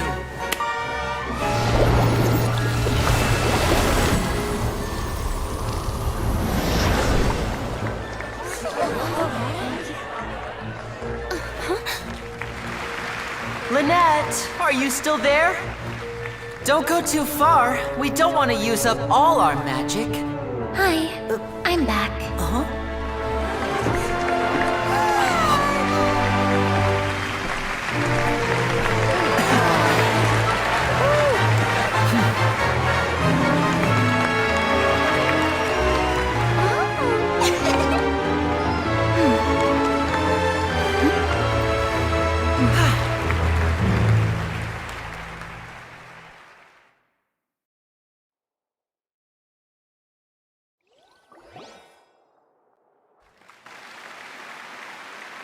Whoa! What in the world just happened? How did he do that? Paimon didn't see him do anything! Wasn't Lynette inside the water tank? How did she disappear and then reappear out of nowhere? If we could see easily through his tricks, then that would mean that his skills are still lacking. To appreciate magic, you should focus on the show happening on stage, rather than getting caught up in trying to see that which has been intentionally hidden. Guess you're right. Paimon couldn't believe her eyes when Lynette reappeared. Amazing! Thank you everyone. I'm glad you enjoyed that performance. But our magical journey has only just begun. I've prepared even more astonishing surprises for everyone here. The magic of transformation and disappearance can go far beyond what you've just seen. I'm sure many of you are thinking that escaping the water tank was impressive enough, but Lynette is still my assistant after all. In which case, I have ample time to make all necessary preparations. So, for my next trick, I will require the participation of one lucky audience member. Please, if my assistants could bring out the magical boxes now. There are 2 boxes and only 2 boxes. One is here, and one is there in the aisle among the audience. I'm sure many of our clever audience members have already guessed our next magic trick. A swap! Our lucky audience member and I will each enter a magic box. After 1 minute, we will each emerge from the opposite box. Now please, everyone pay very close attention to the box you see here. Don't give me any chance to make a move. Wow! How's he gonna do this? Hey, do you think this is all magic tricks, or does Lenny have actual superpowers? The lucky audience member will be generated by this random number selector. It selects numbers entirely at random. Even I don't know who will be chosen to participate. Now then, let's begin. Let me see. Oh, row 7, seat 3. Congratulations! You now have the chance to experience magic firsthand for an entire minute. Please, come forward. My assistant will take you beside the magic box. I'm sorry, it might be a little cramped inside, but no need to feel nervous. We've carefully arranged everything for you to be as comfortable as possible. You don't need to do anything, but no matter what strange things may happen, don't come out of the box. If the magic is interrupted, Who knows where you might end up? You might even find yourself in the Fortress of Meropide. Oh, okay.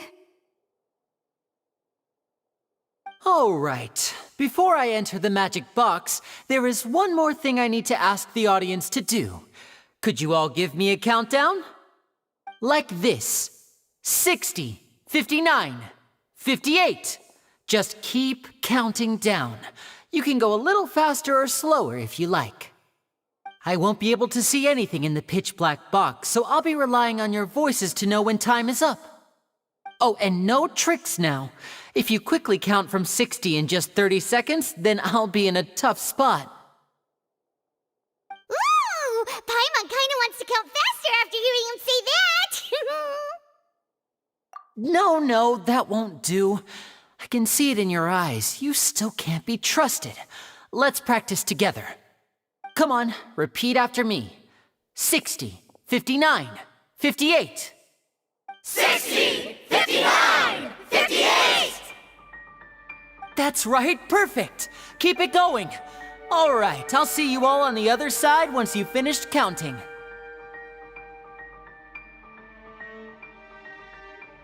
$54, $53, $52? Huh? Why aren't you counting, Nervalet? I am counting in my head. I think things are exciting enough in here as it is. Merely a consequence of my identity and personality. Do not worry about me. Just enjoy the show. Oh, all right. You look so serious that Paimon thought you might be feeling uncomfortable or something. 40, 39, 38! Mr. Linney, are you all right in there? Is everything ready? Yes, I'm fine. I'm just double-checking the direction of the magic. It would be a disaster if we get sent to the wrong places. For example, mid-air right above the audience. Even though he's saying that, Lenny doesn't seem nervous at all.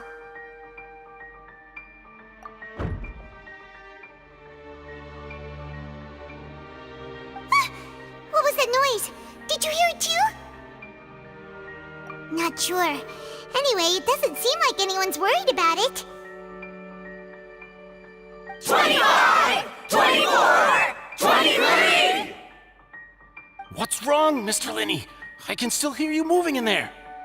I seem to have accidentally knocked over a decoration. I'm trying to fix it, but it's pitch black in here. I can't tell left from right. Never mind the decorations. There's no time for that. The show is what's important. No, that's unacceptable. I want my show to be perfect. Don't worry, we still have 20 seconds. Hear them counting? 19! 18! 17! It seems things aren't quite going as planned. I apologize, everyone. It feels like you're all starting to count faster, but that's all right. I know it can be tiring to do such a long countdown.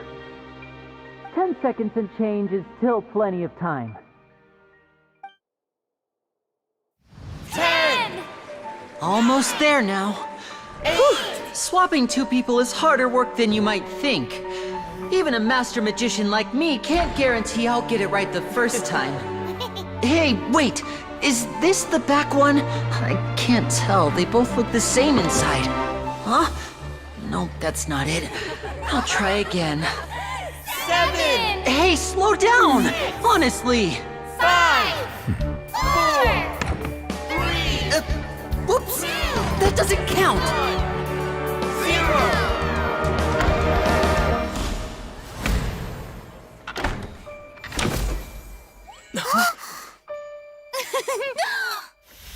Ta-da!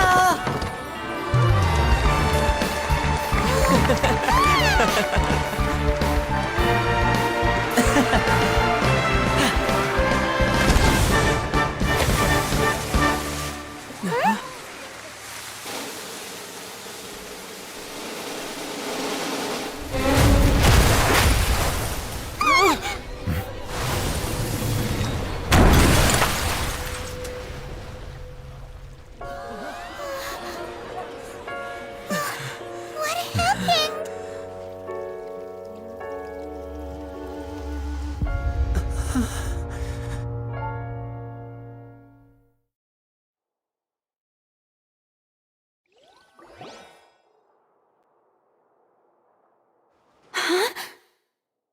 this part of the show? Mr. Lenny, you're going to use magic to fix the stage now, right? What happened? Oh no. Maybe this isn't part of the show. The girl was still in that box, right? This performance is over. Medical staff with me. Guards, secure the scene and detain all the performers. Seal the exits. No one is allowed in or out at this time. Yes, that's right. If this was just an accident, then we must investigate the cause. But if this was all part of some scheme, then those accountable will not escape the judgment of the God of Justice! No need to be alarmed, you two. We'll get to the bottom of this soon enough.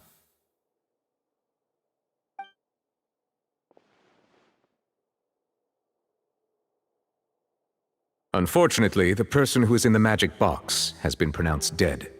His name was Cowell, one of the assistants in Linny's magic troupe.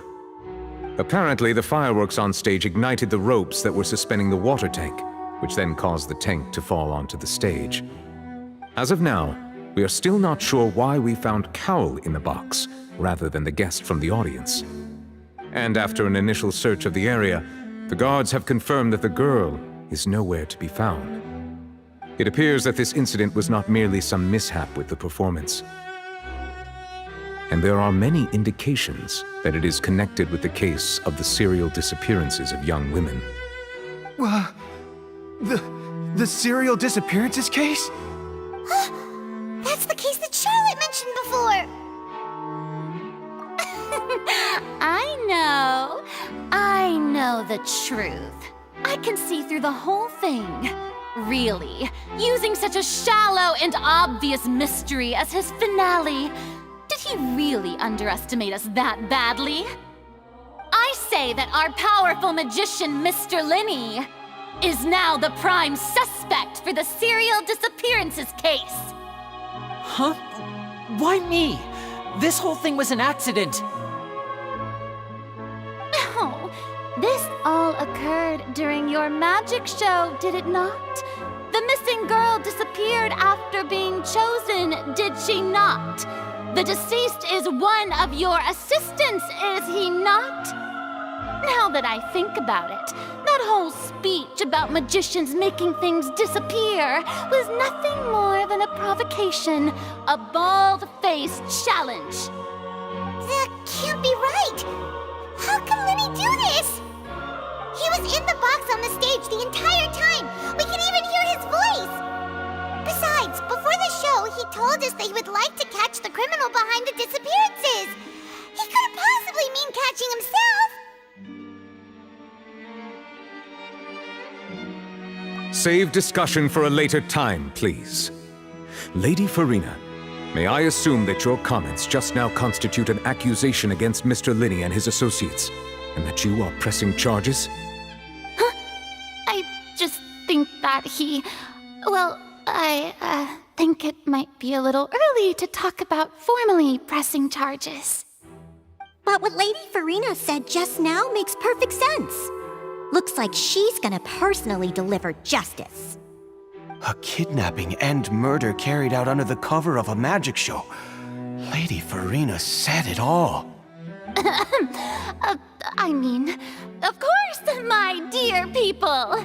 But what excites me even more than the obvious truth before our eyes is the opponent I'll be facing. That's right. I mean you, Traveler. You'll support Lenny, won't you? After all, he was the one who helped you the first time we met. Then there's no problem at all. You know, the Traveler and I already had a duel the first time we met. But with Lenny's help, our little duel ended in a draw. But draws really are the most boring possible outcome. So, no more draws. Between the two of us, there must be a clear winner and loser. And what better place to hold such a riveting showdown and decide the true victor than here, on the grandest of stages, the Opera Epiclese. Huh. It wasn't a draw. She obviously lost last time. I understand. Charges have now been pressed, and as such, a trial is in order. Well, Traveler, seems Lady Farina has set you in her sights. But putting her dramatic rhetoric aside for a moment, I would like to ask you, are you willing to act as Mr. Linney's attorney and defend him in this case? Very well. The trial will be held a day from now in the Opera House. Both sides may investigate the scene to build their cases and search for the truth.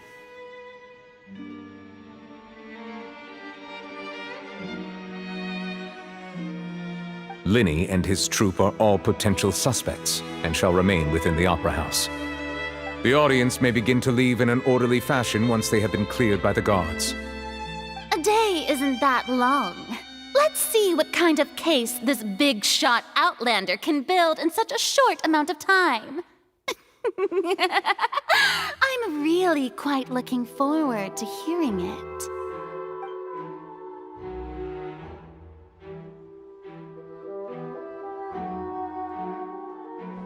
Lenny!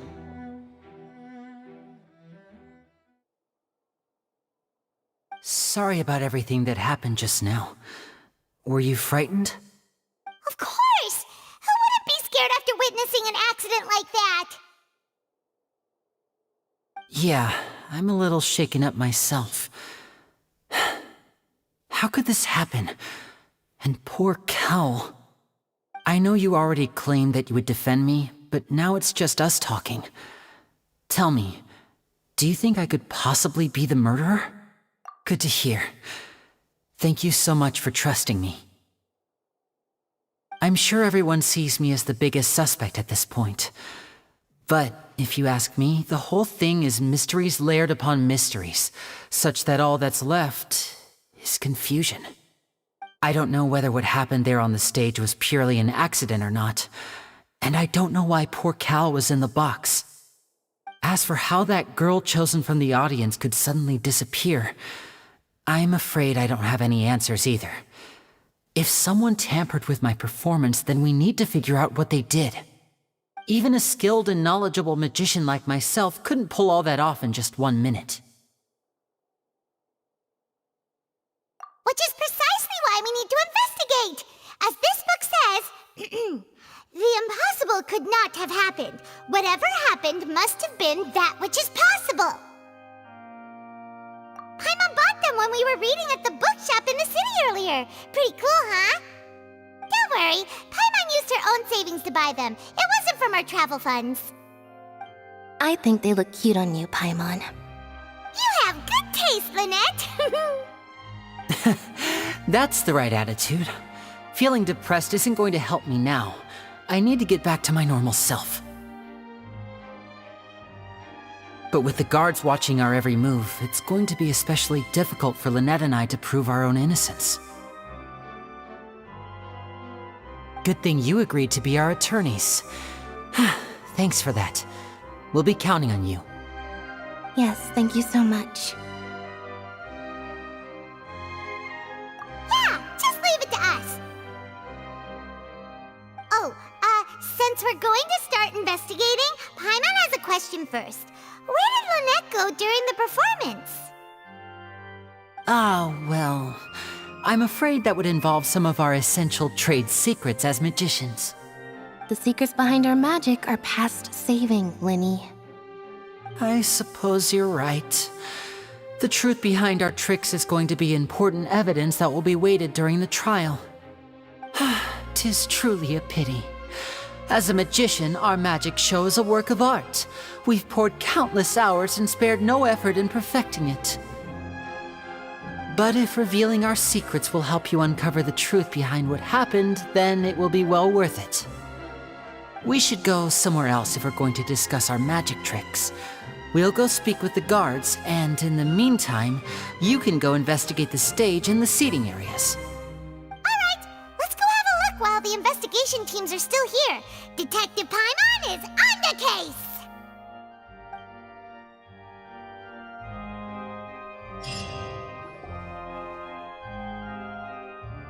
Hello, officer.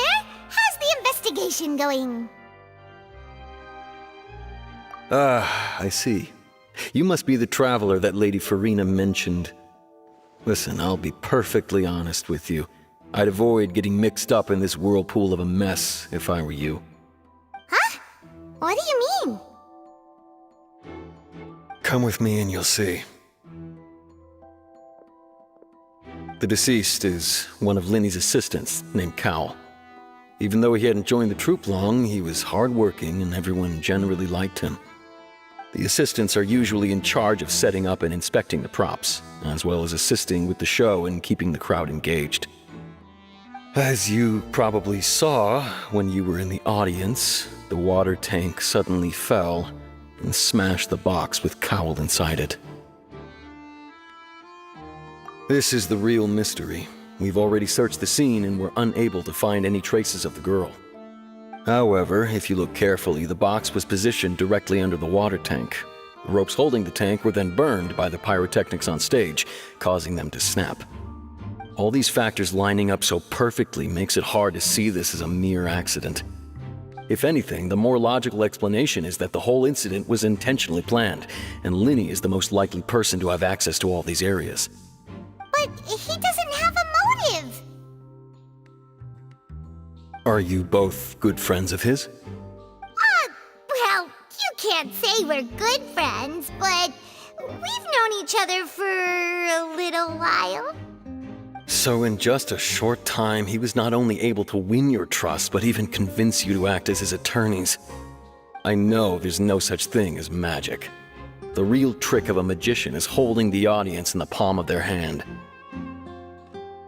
I've seen a lot of cases, and I can tell you that people are the least reliable kind of evidence. Sorry, I tend to be pretty straightforward. Just know that I'm warning you for your own good. Anyway, you may investigate the scene of the crime yourselves if you're curious. Who knows, maybe you'll be able to come up with some new evidence. So this is the rope that broke and caused the water tank to fall. The rope looks pretty durable. How can it be burned through so quickly by fireworks? Why are you suddenly so serious, Traveler?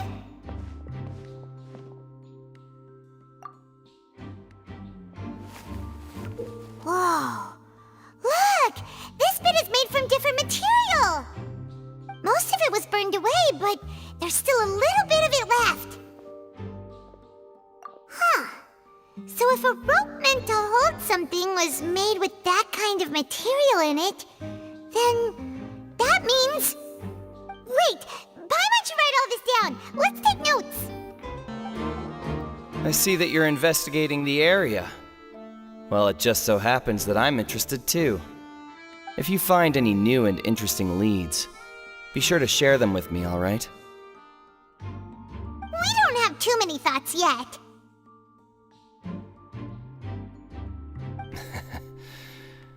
Then why don't I tell you my hypothesis first? The way I see it. And I'll start it with that loud thud. The thud? Oh, you mean the sound that happened during the countdown? Yes, exactly. It wasn't terribly loud, but I suspect that most people heard it. It's just that everyone was awaiting the results of Linny's trick with bated breath, so no one paid it much mind. But now that the incident has happened, the thud has become an important clue. That makes sense. So, what do you make of it? I'm of the opinion that it may have been the sound of Linny's accomplice. Lynette, perhaps. Jumping atop the water tank, or something like that. And when the pyrotechnics went off, she cut the rope, sending the water tank crashing down. But wasn't the noise we heard too loud for that? Perhaps the balance wasn't right, leading to a particularly rough landing.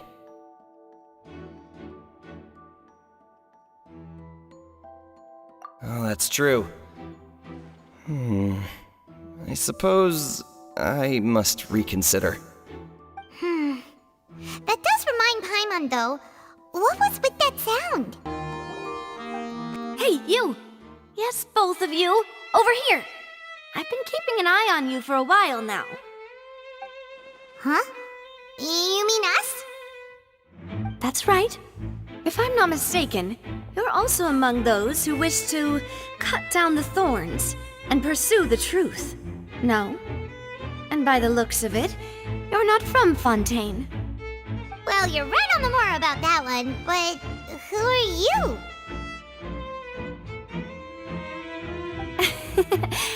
Have you never heard of the Spina di Rosula?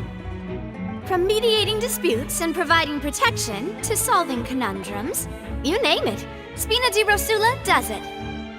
And I, Navia, have the honor of being its renowned president. Though those who play by our rules call me boss. I'm Silver, her attendant. Pleased to meet you. And I'm Melus. Demoiselle's various daily needs and affairs are under my purview. Huh? Boss? Demoiselle? What gives with the names? Well, I am the second generation president. Melus and the others are still used to my previous title. My apologies, Demoiselle. Should you prefer, boss, I will endeavor to use that instead. No, no need. You don't have to call me boss. Just Navia is fine. Okay, if you say so. Not that we're members of Spina di Rosula anyway. All merely trifling details. Never mind. Now, back to the situation at hand.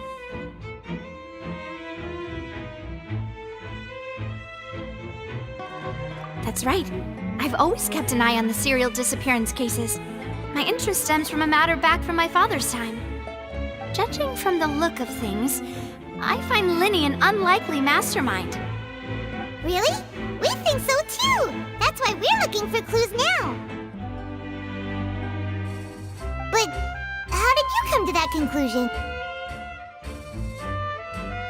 Intuition, naturally. My unparalleled intuition. Farina sure was quick to point the finger at Linny without any decisive evidence whatsoever, wasn't she? But that's not uncommon for her. If you remember, the Justice had to interrupt her and ask if she was pressing charges just to keep her from getting carried away. Anyway, a trial begins the moment someone levels charges. And, of course, there was no way Farina was going to back down in that situation. Sounds more like you just don't trust the Hydro Archon. Well, what's your opinion? I must admit that she can be interesting at times, but liking her doesn't mean that I'll blindly agree with her. All right, I've answered your question. Now, it's time you answer mine. Wait a minute, did that answer count? Well, I say it does. But don't worry, you won't hear any pointless questions from me. In your opinion, do you think it's right to treat a trial like it's an opera?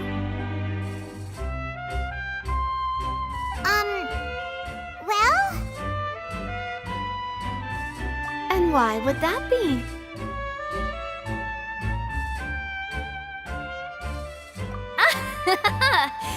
See, Silver and Melus?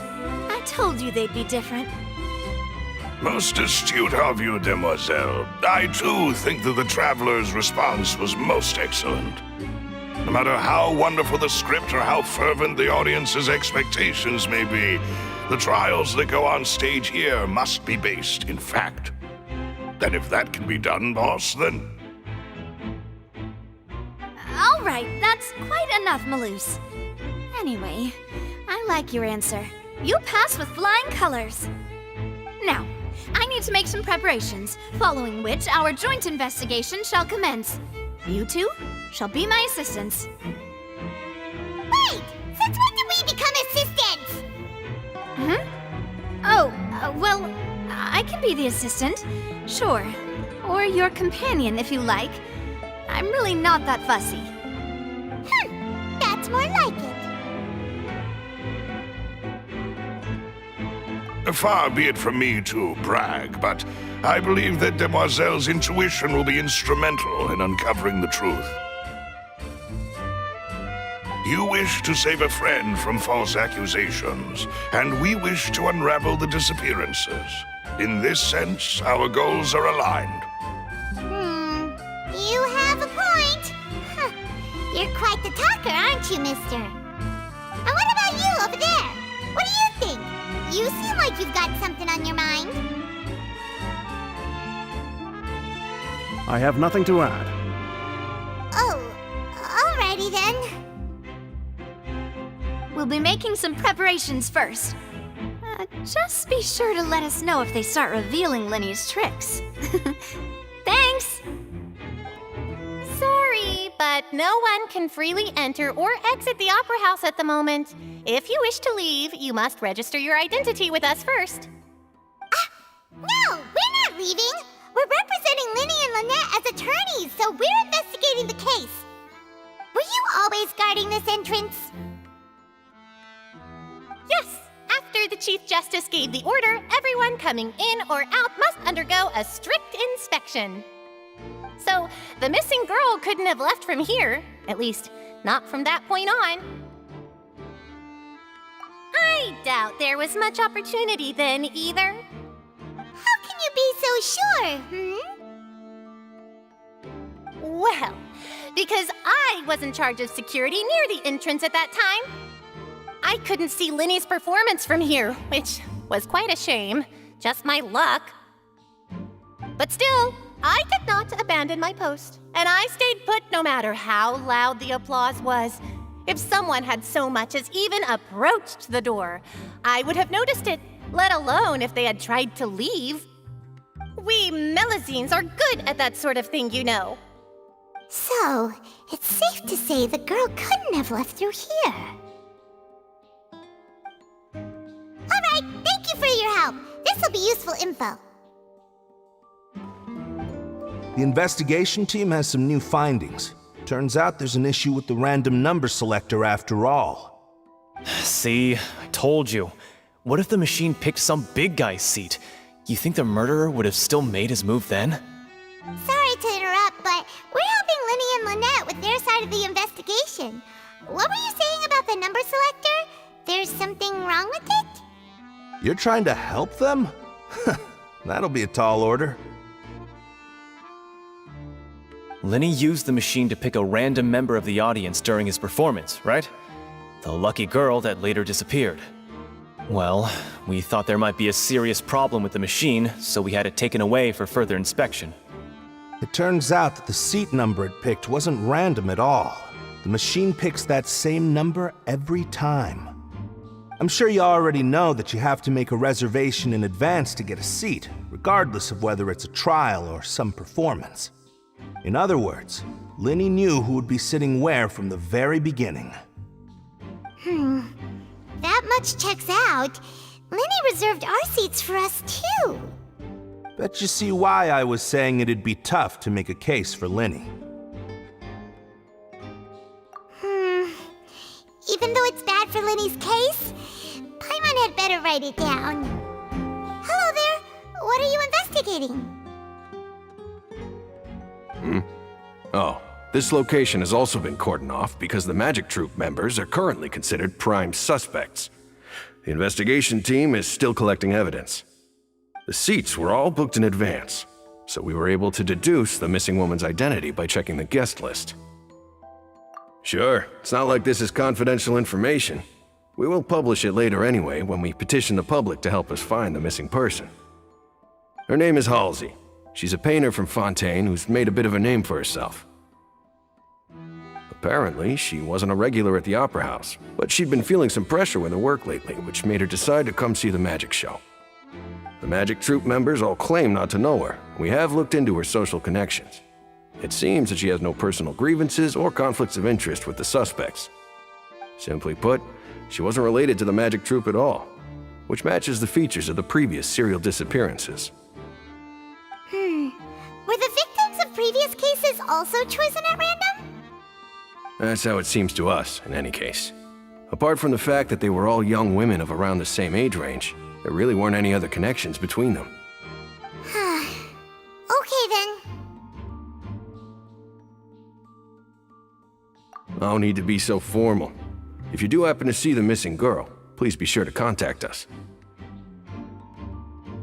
It is of utmost importance that we get to the bottom of these disappearances. Understood. Then I will be going with you. Just so you're aware, I will be monitoring your actions and making notes as necessary. Very good. Thanks for being so agreeable. I'd pull a rose out of my hat as a gift for you if I could. You may spare the pleasantries. I'm just doing my job. You've arrived. Who's this? Me? I'm Spina di Rosula's guardian angel. If you've got a problem, I've got the firepower. Sorry, I got a little carried away there. Call me Navia. I'm a partner of theirs, and will be helping investigate this whole situation. And these are my companions. Would you mind if they join as well? Fine by me. Oh, new helpers? I would be most grateful. Well, let's just say we're tagging along. It's not every day you get to see the secrets behind magic performed on such a large scale. I appreciate your kind interest. Come with me. We'll be heading below stage.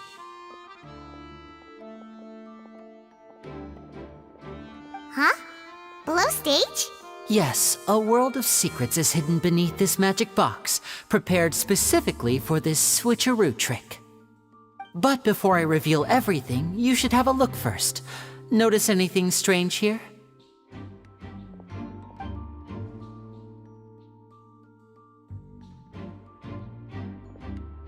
I'm not trying to be dramatic. Remembering the details of a trick will help you understand the methods used to perform it more easily. Huh. Weren't there balloons and other decorations here? Where did all that go? Ah, good eye. That said, you're still far from discovering the answer.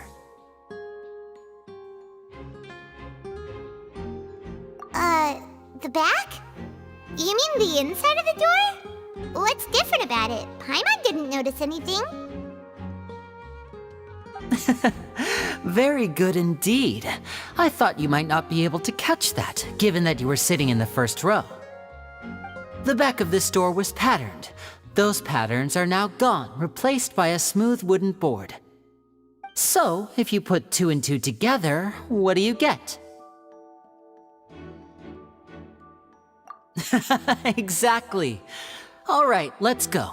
I'll tell you how it works as we head down.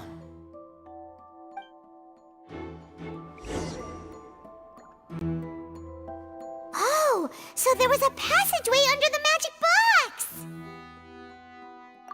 box! I knew you'd figure out most of it as soon as you saw this place. The 2 magic boxes are positioned right above the 2 entrances of the tunnel.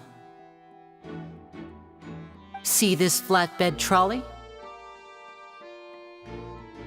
The box with the lucky audience member in it would be shuttled over to the other side using the trolley. This trolley can raise and lower and even rotate, ensuring that the box will face in the right direction. I see. So that's the purpose of the box inside another box. Precisely. The inner box would descend after the audience member was put inside and be moved along the trolley, all while the outer box would remain on stage as if nothing had ever changed. So that's how you did it!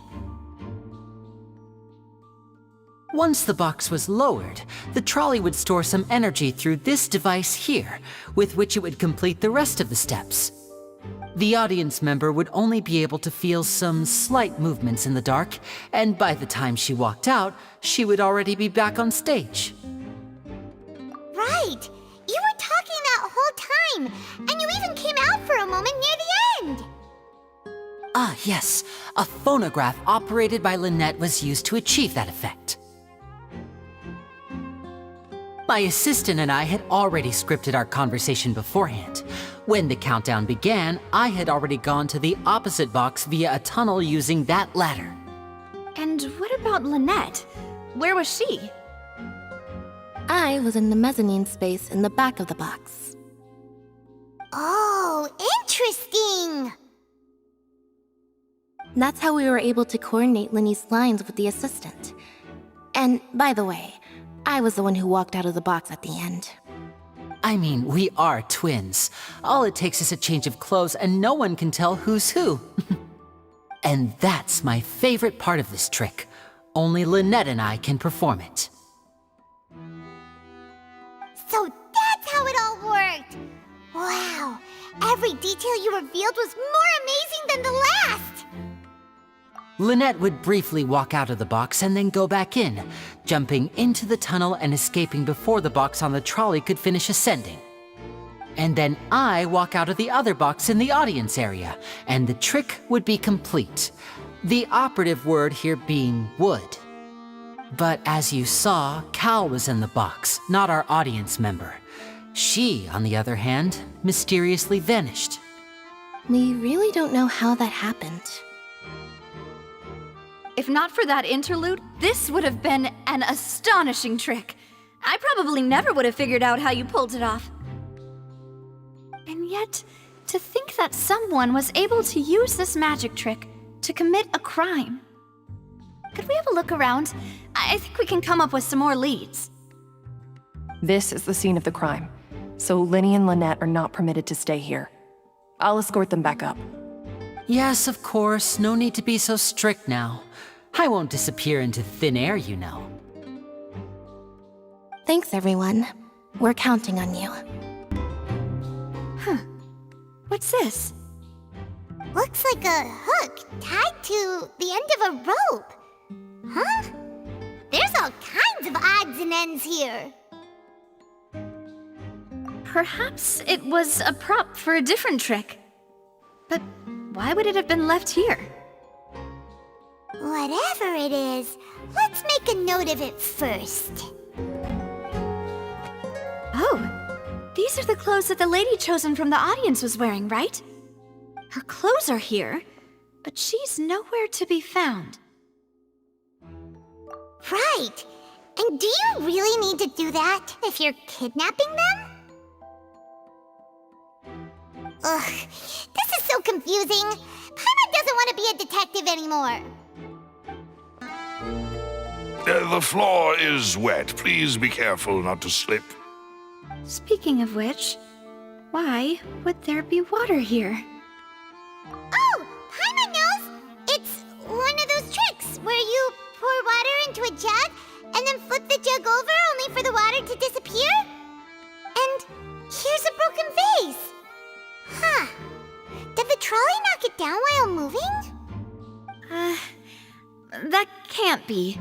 The trolley moves along tracks from start to finish. It couldn't have hit the vase at this distance. Let's note this down too and think about it later. What is this place? It seems someone could fit through here. Huh. Could this have been the suspect's escape route? Alone, perhaps. But if they had to pull another person with them, the space would be too narrow. But there are no other ways in or out of here. Oh, you're right! Let Paimon write that down. Well, we've ascertained the state of the crime scene. Let's find a place to sort out our findings once Malus returns. It seems to me that there are several things that don't add up here. Apologies for the wait, demoiselle. So, what did the guards say? Did the criminal escape through the vent? They believe the odds of that are very low, since the vent leads to the Opera House's basement. The guards have checked the area carefully. No one left through the basement during the performance or after the incident, and no one was found hiding there. So the tunnel's become like a secret chamber then! You know, like the kind you usually see in novels!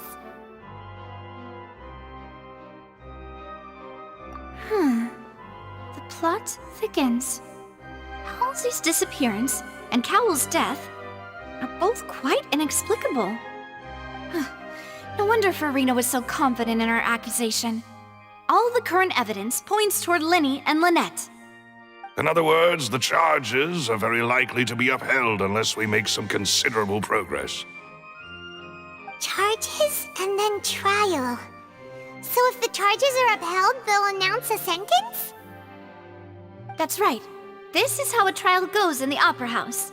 During the proceedings, the Chief Justice and the Oratrice will hear statements from both sides. That's right. This is how indemnitium is produced.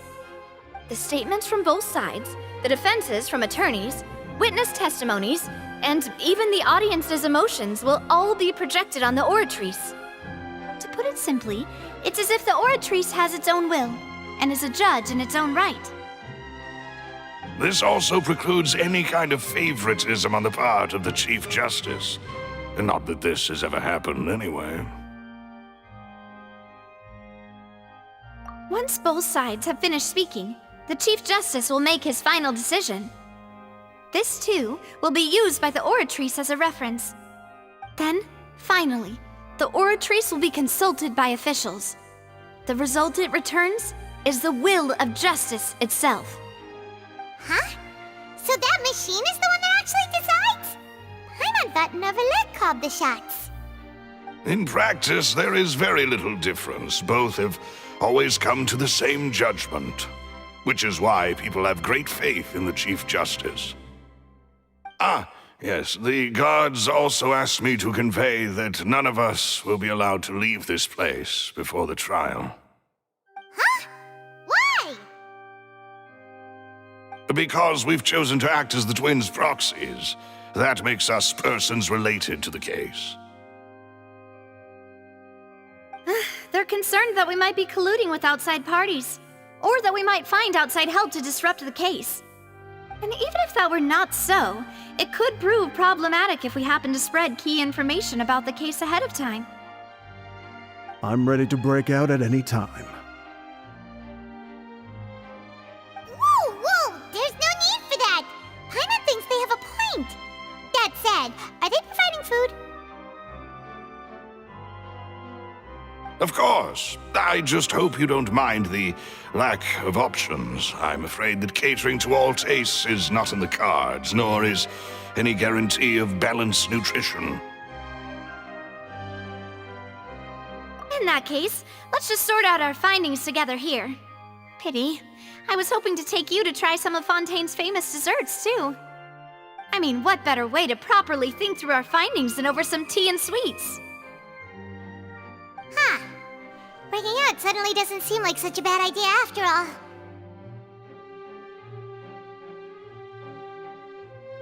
Just kidding! Just kidding! Paimon will still do her best, even if there are no snacks. What do you mean, no snacks? Of course we'll have snacks. If we cannot buy some, then we'll simply make some. Huh? Here? But how? Understood, Demoiselle. Everyone, please come with me.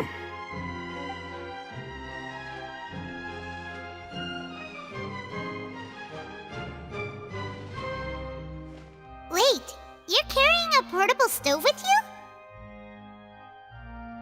Yes, I must be prepared to meet the Demoiselle's baking needs whenever the fancy strikes her. I have eggs, sugar, and almonds at the ready. Good work, you two. Then I'll get to it. Please sit tight for a moment. You'll get to taste my awesome snacks soon enough. These three are quite the interesting group.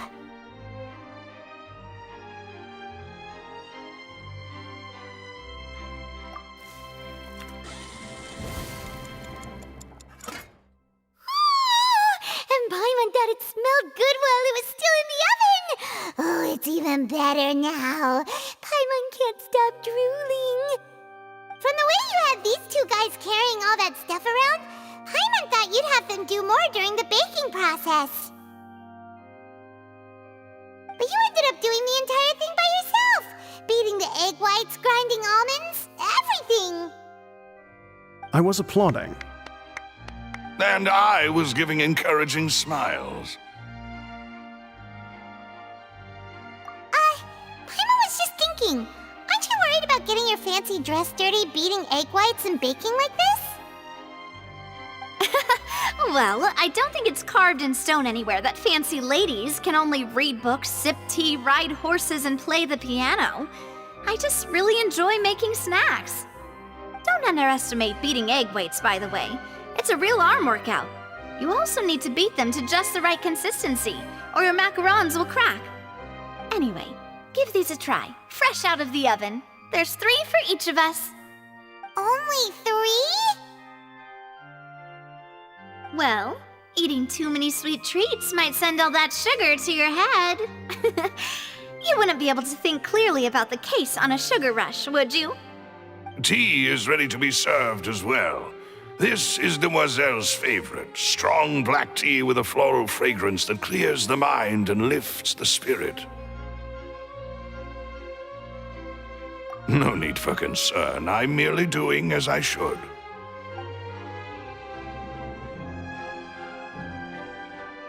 All right then. Down to business. As Paimon mentioned previously, the tunnel seems to be something of a secret chamber. However, we can assume that Linny and Lynette were not alone within it. Some criminal also occupied its sealed confines. The magician twins could have committed the crimes, of course, but they lack any logical motive. Exactly! Why would they do such a thing right when everyone was watching? The flower vase and the thud we heard during the performance could indicate some altercation between Halsey and the criminal in the tunnel, resulting in the shattering of the vase, the discarding of her clothes, and her abduction. Perhaps the criminal thought that since she was chosen from the crowd, she would be too easy to identify if she was still wearing the same clothes. Paimon thinks that makes sense, but the real trouble is...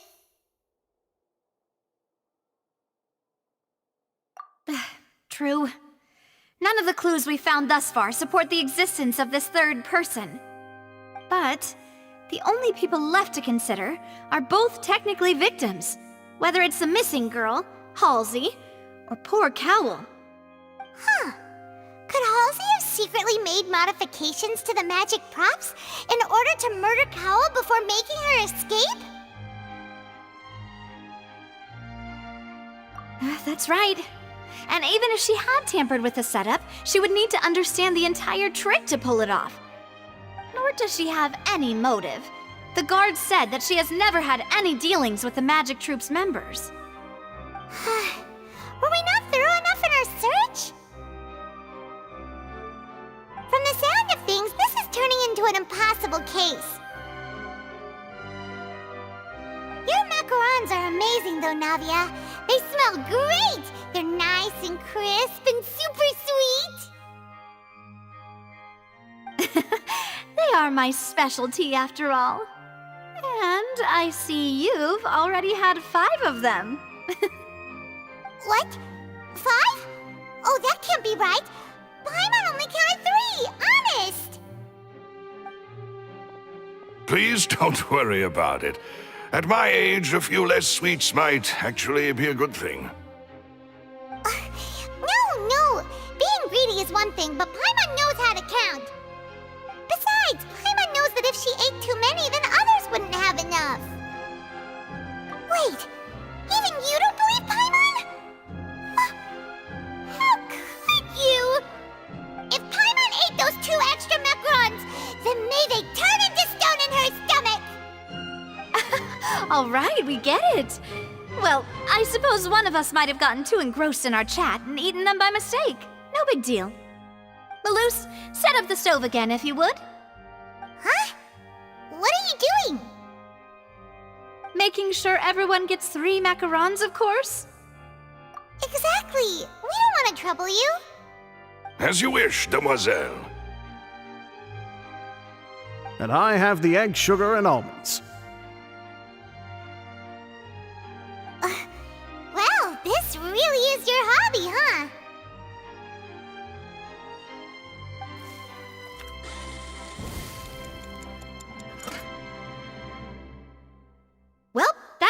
snack time. I'm going to have another look around the area.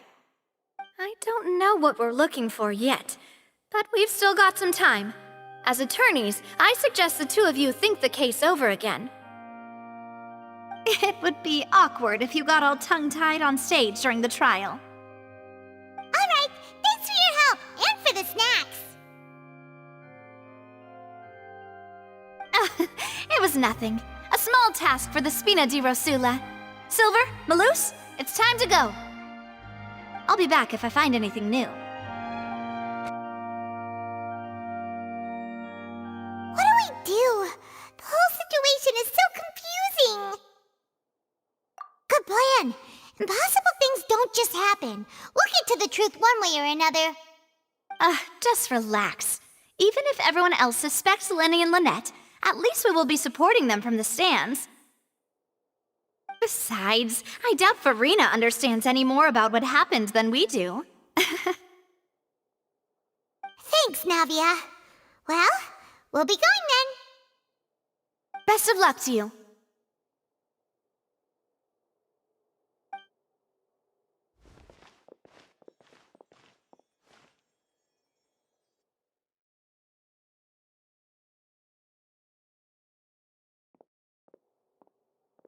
Ah, finally, you're back.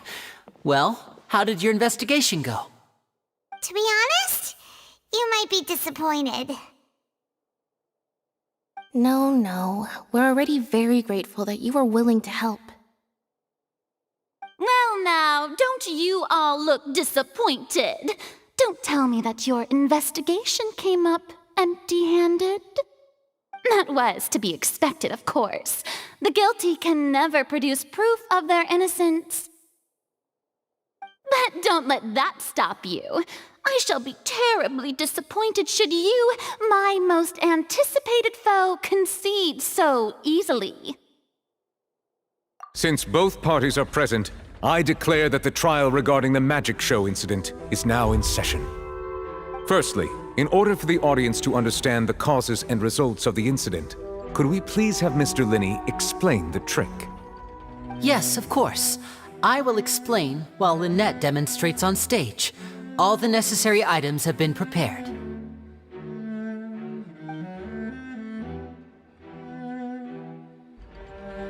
Thank you, Mr. Linney.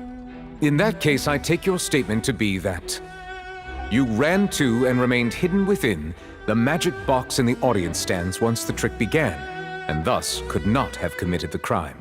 Is this correct? Yes, that's correct, Your Honor. In that case, I call upon the prosecution. Lady Farina, do you wish to refute his statement in any way? Why, of course I do. Allow me to take the first shot and break this case wide open. Mr. Linney is clearly lying.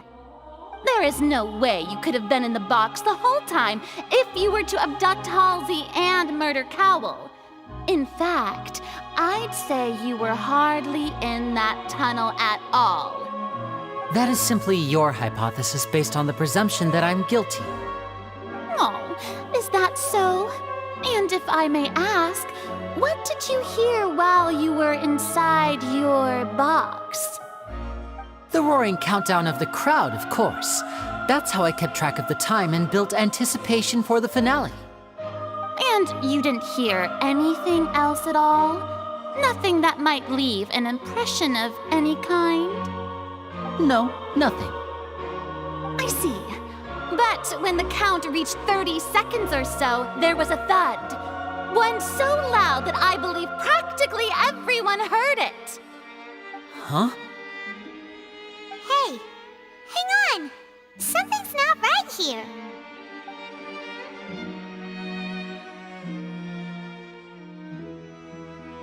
Yeah, I'm sure he could have heard a noise that loud from inside the box. I was right by the box and I definitely heard the thud. Look at those scales. Could those mean...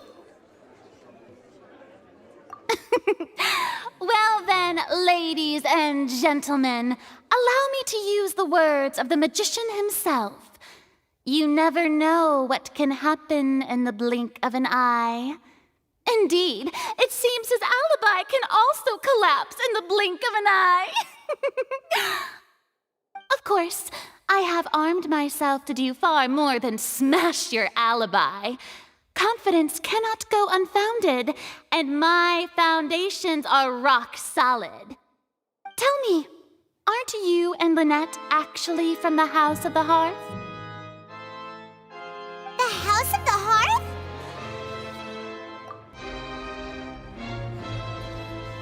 No wonder they did something like this. So the serial disappearances were the Fatsui's doing. Now it all makes sense. I've got a feeling that what happened on stage probably wasn't just an accident. That's irrelevant. Our identities have nothing to do with what happened. Indeed. Then perhaps you could tell us everything that happened during that 1 minute. Your first priority is to prove yourself innocent after all. I'm sure there is little that needs to be kept secret now. Unless your script already has holes in it. The Outlander is speechless. My, oh my, don't they look flabbergasted? Now comes the infighting and discord, I suppose. This was almost too easy. Good thing I made all those preparations. Seems the all-nighter I pulled last night is really paying off. Hey, Linny! Why didn't you tell us this before?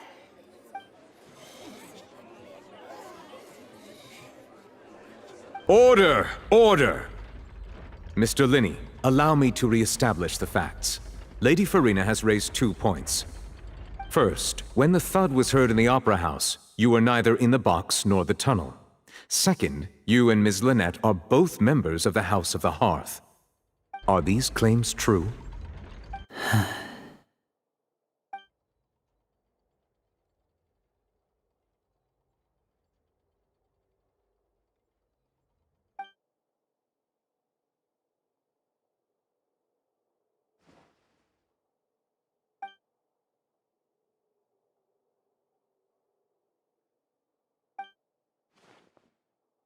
Please answer my question, Mr. Linney.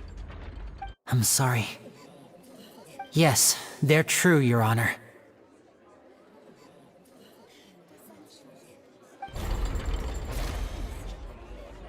I knew it! Well, that's it. We might as well move on to the sentencing already. What should we do now? Granted. In that case, what is your request? Is that really necessary? They're already as good as guilty. The defendant deceived their own attorneys. What is there left to discuss? Order! Order, I say! Your request is reasonable, and we shall adjourn. This trial will reconvene in 1 hour. So you would stick to Mr. Linney's defense even after knowing what you do now? You certainly have more professionalism than I thought. In that case, my dear audience, let's allow the joy of victory to steep for a little while longer.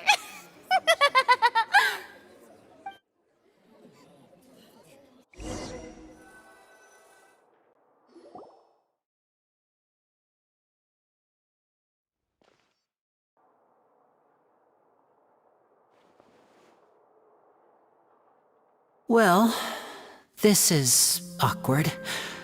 I didn't think the Hydro Archon would dig all that up. I'm sorry, Traveler and Paimon. Yeah, sorry. Paimon doesn't know where to start. We trusted you two. We based our entire reasoning on the assumption that you weren't bad guys. Not to set the wrong tone or anything, but Paimon's really mad! I'm very sorry. I know you're angry, and reasonably so, but please, let me explain. I know you've clashed with the Fatui several times before. I wouldn't be surprised if just hearing the word is enough to make you upset. But our organization is very, very large, and the Harbingers have very different personalities and goals. Right now, we want to save people. As many as we can. That's right. I'm sure we're on the same page when it comes to this nation and the disaster that its people might face. I knew if it weren't for our respective identities, we could become good friends. That's why I didn't wish to flat out lie to you, but chose to hide some details instead. The truth is very important, but being completely transparent about everything would see us spending more effort than we need to.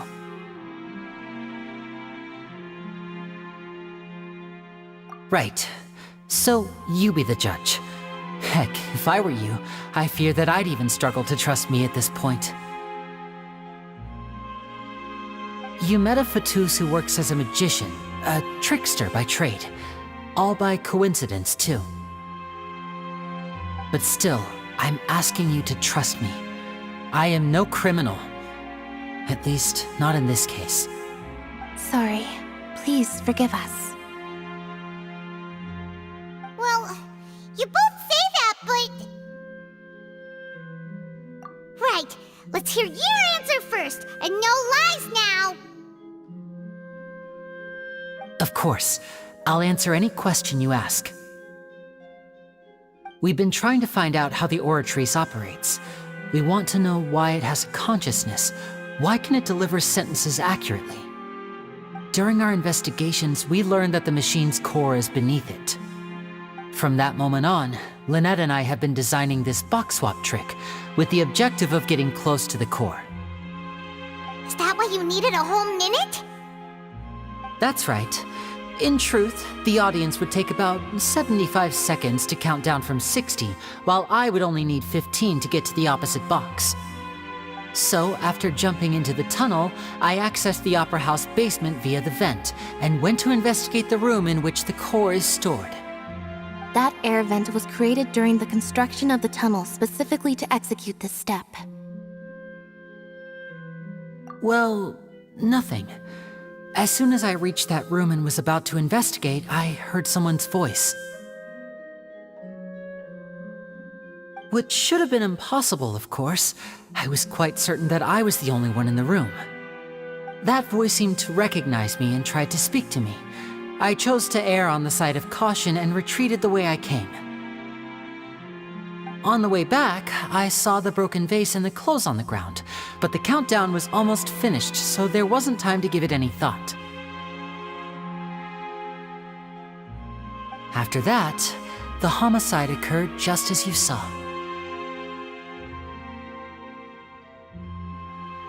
Well, that explains why you didn't hear the thud.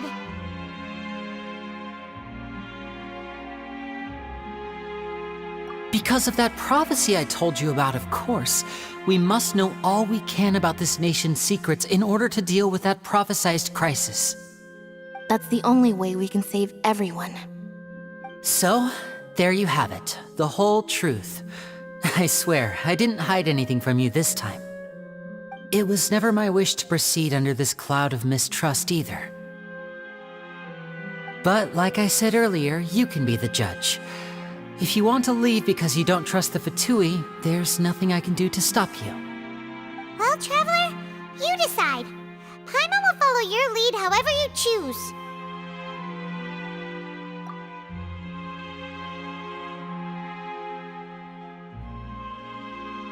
Okay, thank you. Thanks for giving us a chance. The current problem is that the scales are tipped pretty badly against you two.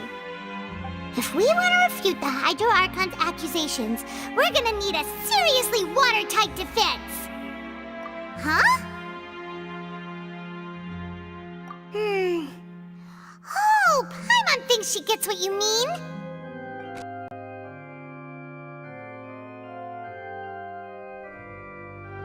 Both parties have returned to their positions. Let us continue the trial. When last we left off, Mr. Linney acknowledged the new evidence presented by Lady Farina as fact. Therefore, Lady Farina may continue stating her reconstruction of the events. took long enough. Now then, if everyone would lend me their attention. At this stage, let's revisit that scene from Linny's perspective.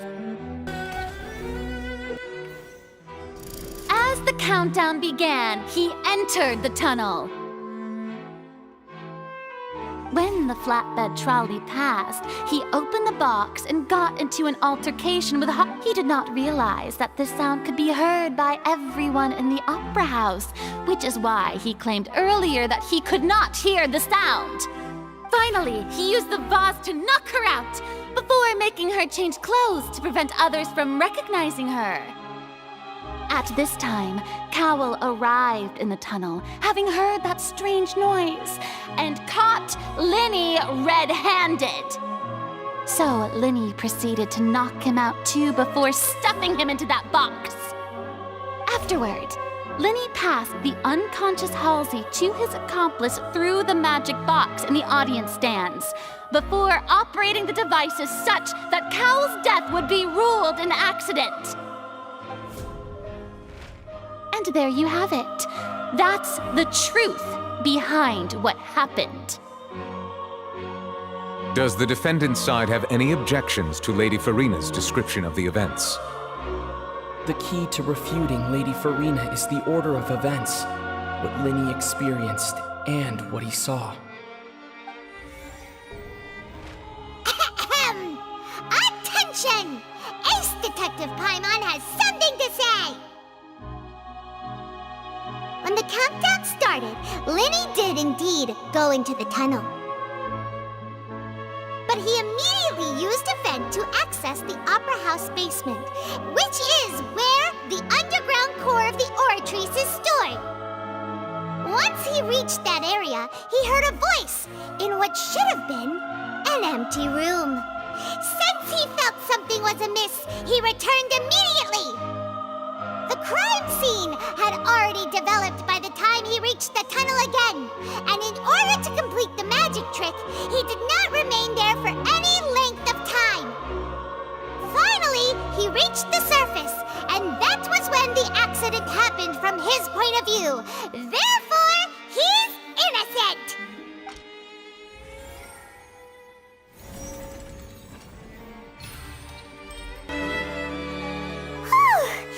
Paimon did it! Paimon actually managed to say all that! Oh, wasn't it awesome? In other words, you believe that he knew nothing of the incident? That's right!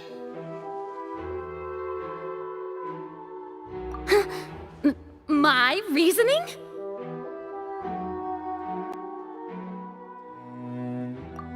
If that's the case, then if Cowell hadn't entered the tunnel, who was the entire setup meant to kill?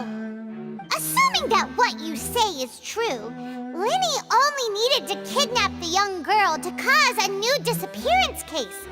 What would the point of killing someone on stage be? Oh, they have a point. That's right, you tell him! And that's why they're partners of mine. They've managed to turn things around. Oh, well, your denial is very strident, I'll give you that. But what proof do you have to back your claims?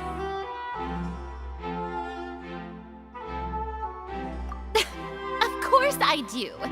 If he had been in the magic box the whole time, how could he have not heard that sound? Why do you ask? You're saying that he wasn't? That's right! Linny wasn't in the box or in the tunnel. That's why he didn't hear anything strange during the performance. This means that when the crime happened, Linny had already entered the basement via the vent. The same clue you used to disprove his alibi has now become the best proof! How do you like that? Well played. To think you'd use such logic. Well then, if it wasn't Linny who committed the crimes, then who was it? Huh? That can't be right. Are you serious?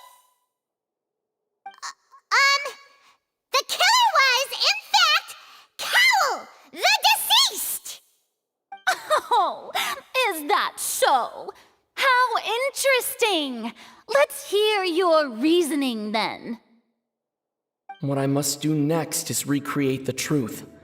What Cowell did, and how he went from would-be perpetrator to victim.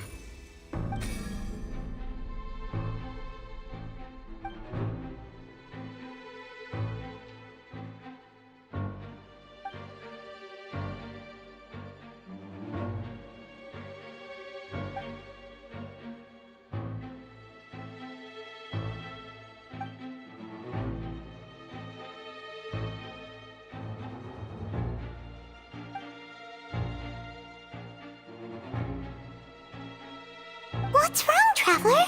Are you still having trouble figuring things out? I see how it is. So this was all just a bluff. And here I thought you had something to show for it. But it seems you're still far from the truth. Look, since we're at a dead end, why not consider a different track?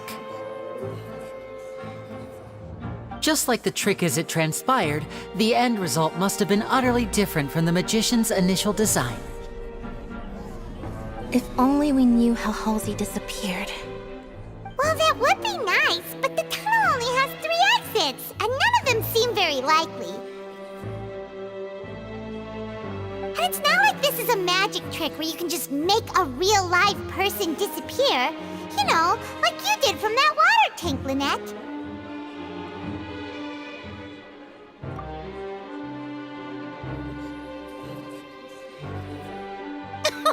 Excuse my interruption, dear opponents, but do you not see that the crowd is growing impatient? There is no greater sin in this opera house than an awkward delay in the performance.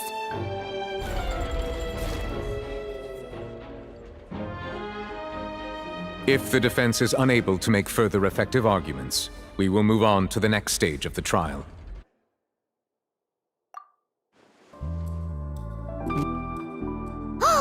Paimon gets it! It all comes together if Halsey disappeared instead of being kidnapped. Lynette escaped from the water tank, vanishing gradually and leaving only clothes behind. If there's a similar method where a person could be transformed into water... Oh, just a moment, please. I do hope you know how preposterous you sound at the moment. How could a person ever be transformed into water? This is reality we're talking about here, not some magic trick. Must we really? I should think that of anyone. Your friend Linny already knows this truth very well. Magic tricks are ultimately just illusions and misdirection. But Halsey's disappearance is very real. We're talking about 2 completely different things. Even so, I trust the Traveler's judgment. The truth must be out there somewhere. Perhaps some new line of reasoning may open if we try to gather all the focal points that don't make sense. Since Cal was the deceased, we haven't placed much attention on him. But given that we aren't making much progress with the case, it wouldn't hurt to have a look at his belongings, would it? People really do come up with all sorts of harebrained schemes when at the end of their rope. The way I see it, your suggestion that we broaden the scope of our investigation is nothing but a tactic for stalling the trial. Nevertheless, I believe that this is a reasonable request on the part of an attorney. Since the trial does indeed appear to be at an impasse, I believe that additional evidence may help us make more progress. Guards, please step into the lounge and examine the personal effects of the deceased, Cowell.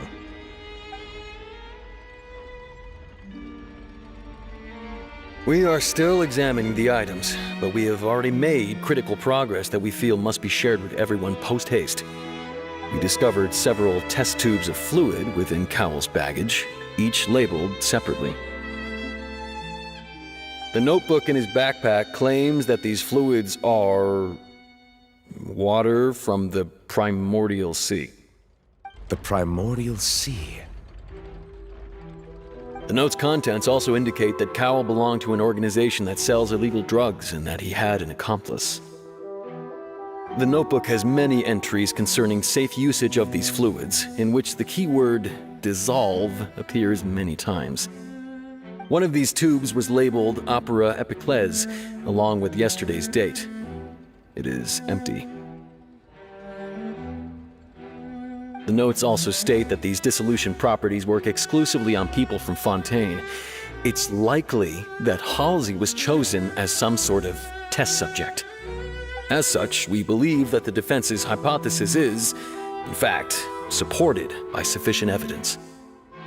You've got to be kidding! People dissolving into water? Could something so ridiculous actually be true? Wait a moment. This reminds me of a certain prophecy, but it's just a coincidence, isn't it? Huh. If people can become water, does that mean that the water tank's real use was as a means to hide water stains? And if Cowell was targeting that girl... Wait just a minute. Could that mean... You two, with me, quick! Demoiselle, wait! What about your partners? Let's go. Just trust me. Order! Order! It is undeniable that further examination of the deceased's personal effects has yielded some surprising results, but we cannot yet verify the veracity of these clues. Still, let us assume that these clues are indeed authentic, albeit with the understanding that Ms. Halsey has yet to be found. Guards, please continue examining the items along these lines. Mr. Linney, it appears your hypothesis is supported by the evidence, so please continue speaking. Of course. Thank you, Your Honor. If we uphold this hypothesis, I believe that many of this case's seemingly unrelated clues can be connected together. Right! Like the metal hook! That one didn't make sense at all. Let's think about this. Cowell's methods must have something to do with that water from the primordial sea. Ahem! It's Ace Detective Paimon's time to shine again! In the original plan, Cowell would tamper with the water tank rope and the number selector securing his target. When the magic box containing Halsey was lowered, the metal hook would retract gradually and pierce the balloon at the top of the box. When the balloon attached to the box popped, the water from the primordial seed inside it would pour down and dissolve Halsey. Afterward, Cowell would enter the tunnel and break the flower vase to conceal the water inside the tunnel, with the remaining evidence being covered up by the water tank on stage. But he encountered something unexpected in the tunnel, and wound up being fatally hit by the same water tank he meant to use to cover his tracks. Huh. That does make sense. That actually links together a lot of the more confusing pieces of evidence.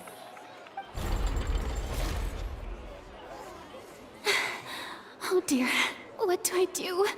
Even I think they sound convincing now. Have I falsely accused an innocent person? What a humiliation. Now, it seems like the only point of contention remaining is the exact circumstances that led to Cal's death. His notes mentioned he had an accomplice who could be related to the situation. On that note, the guards have just contacted me indicating that they uncovered new evidence. I shall now invite him on stage to share it with us. Thank you, Your Honor. We were just inspecting the luggage of the other people involved in this case. And we found an identical sample of the water from the primordial sea among Linney's personal effects. What? That can't be. Oh, I see. Well, how wonderfully comedic to have your own counterattack only to come back and wound you. Does this not clear all doubt? My dear citizens, my loyal audience, allow me me to present my reasoning and bring this performance to a swift close.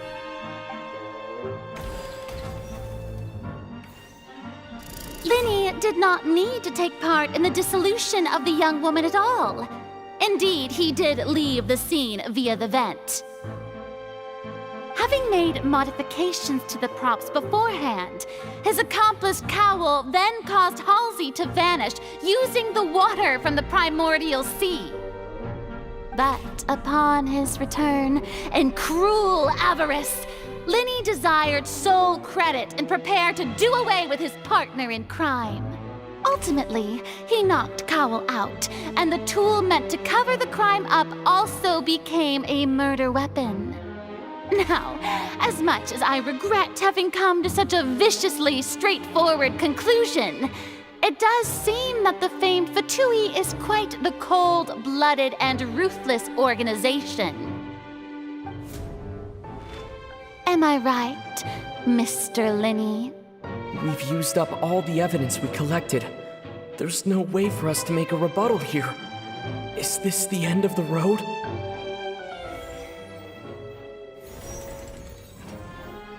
Oh no! Paimon can't think of anything either. It doesn't look like there's any way around this. Seems using the water as new evidence was too good a move. Why did this have to happen now? I think we've all seen enough now, and we have ample witnesses to my flawless reasoning. I believe this is indeed the finale.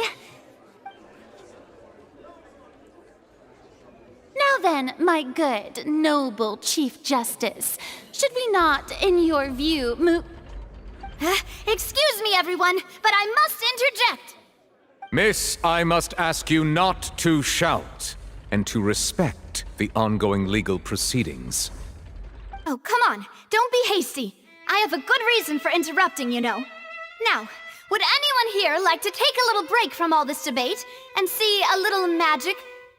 I'll show you an amazing trick. One that can bring a young woman who has disappeared back in the flesh, right before your very eyes. Please, do the honors, Mr. Linny, if you would be so kind. What in the world is she saying? No offense, miss, but miracles like that are beyond my scope as a magician. Come on now, don't be silly. Magic is all about misdirection, isn't it? It often conceals the truth while presenting a fascinating illusion. But once everyone believes the illusion, can't magic reveal the truth to them once again? And wouldn't such a trick be the most marvelous finale to today's performance? Come on, Linny and Lynette, give it another go. Don't worry, Spina di Rasula has made the necessary arrangements on your behalf. But as the magic makers and stars of the show, I think I should leave the final performance to you. I understand.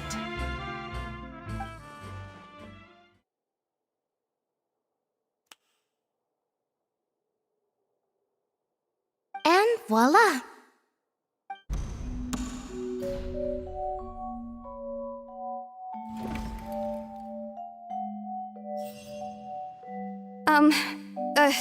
Sorry for the interruption. Wait, isn't that Halsey? So the whole thing about people dissolving wasn't true after all? To be clear, I'm only here because this person told me that if I testified, the merit of doing so would lessen my sentence. I was hiding outside this room listening to the proceedings because I was afraid that I would be the one put on trial. I was just feeling happy that no one had noticed me, and then before I knew it, she caught me. That'll teach you to underestimate us three. Where should I begin? I'm sorry. I'm the one who killed Cowl. I admit it. What? Why? Firstly, my name isn't Halsey. It's Lillian, and I'm originally from Mondstadt. I heard that Linny's show was gonna be a real thriller, but I missed the chance to buy a ticket, so I stole one. That's how I make a living. I steal stuff here and there. And I'd never been caught before. But I was noticed at the harbor a few days ago, and I barely got away. Lenny was the one who caught me in the act. Hey, no wonder you look familiar. So you were the thief! Lenny even mentioned that you were pretty skilled. Well, and I thought that would have been the end of it, but then the number selector chose me. He even mentioned the Fortress of Meripede. That's a prison, isn't it? So you can imagine how shocked I was. I thought he was on to me for sure. So I played along with the show while looking for an opening to flee, but then I got water poured on me for no reason, and then someone jumped into the tunnel to nab me. I wasn't going to take that lying down, so I knocked him out and stuffed him into the box. There was nowhere to run from there, though, so I had to change my clothes and hide in a box containing performance costumes. I slipped out after the first guard arrived at the scene and continued hiding inside the opera house. Can a person even hide in there?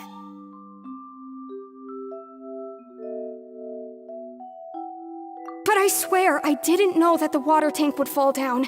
Really, I swear it. Had I known that, I wouldn't have put him in the magic box.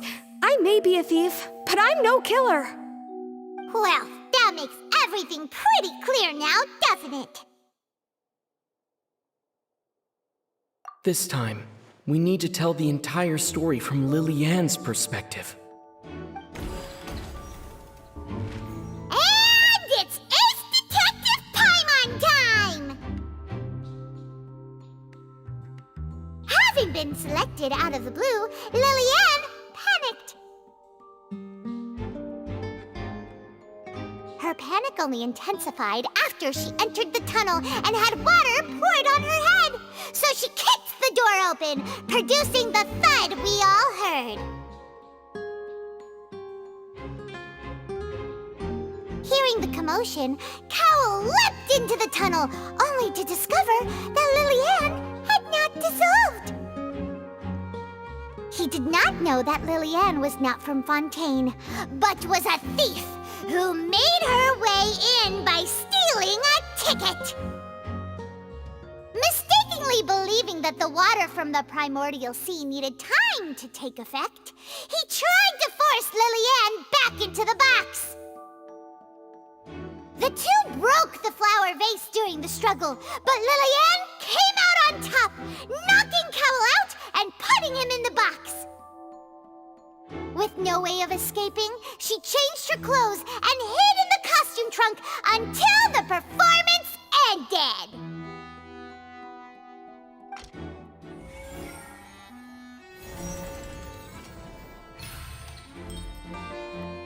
She knew that she would have to go through guard inspection if she tried to leave afterward. So, she has been trapped in the opera house these last 2 days. She had already become desperately hungry by the time we were chatting over macarons. So, she swiped 2 of them right under our noses. Talk about a sneaky thief. At this point, all the events that happened in the tunnel have now come to light. Ah, so that's the whole story. Bravo! Bravo! Now then, Lady Farina, do you wish to speak against the defense's statements? Please answer the question, Lady Farina. Also, if I may add, the trial has not yet ended. As such, I request that the prosecution not leave the room before the proceedings have concluded. What? Are you reading my mind now? No, I have no further arguments. I admit defeat. But really, could you at least have left me with some dignity? Wow, look at that! She's like a deflated balloon now. If there are no objections, then as the Chief Justice of Fontaine, I shall once again repeat the full sequence of events. The actual perpetrator of the serial disappearances, Cowell, selected his next victim from the audience reservation list. With some modifications to the selector, he could ensure that the pre-selected young woman would be chosen. To cover up any evidence while committing the deed, Cowell thought of allowing the water tank to fall, which would conceal the water left behind after the young woman was dissolved. He also tampered with the rope suspending the water tank, using the fireworks at the end of the performance to cause the tank to drop and hide the watermarks. He poured the water from the primordial sea into a balloon during the preparation of the magic box and stuck it to the box's lid. Finally, he passed the prepared hook on a rope through the gap in the magic box's door when bringing the young woman to said box. When the magic trick officially began, the box containing the woman was lowered into the tunnel, tightening the hook rope and bursting the balloon containing the water. If all had gone to plan, the young woman would be dissolved at this time. However, Liliane was not from Fontaine, and thus fled the box with a loud noise. Realizing that there was trouble, Cowell entered the tunnel and met Liliane. Thinking that the waters had not yet taken effect, he decided to proceed. However, his opponent was more capable than he thought, and he was overcome, knocked unconscious, and placed into the magic box, and thus became his own final victim. Liliane, according to her own statements, then changed clothes and hid until the performance ended, before hiding in other parts of the opera house. As for Linny, he was in the underground structures within the opera house, and was thus ignorant of these happenings. From this reconstruction of events, we can conclude that Linny, the accused, is in fact innocent. While there is much in Linny and Liliane's conduct that should still be investigated separately, this case, at least, can be handed over to the Oratrice to make the final decision.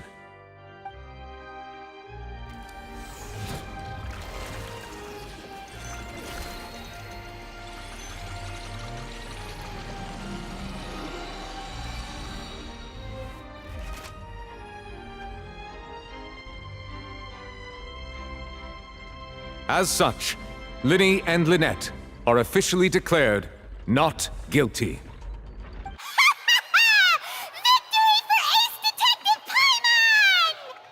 Great work, partners. Thank you all. Thank you so much. Next, I think we deserve an explanation, Guard Vaughn. How did you find the water from the primordial sea in Linny's baggage? Right! Your discovery caused me to make a serious mistake, you know. Or was that not a discovery, but false evidence that you dared to bring before this court? I suspect that the accomplice mentioned in Cowell's notes was not Linny, but you, yes?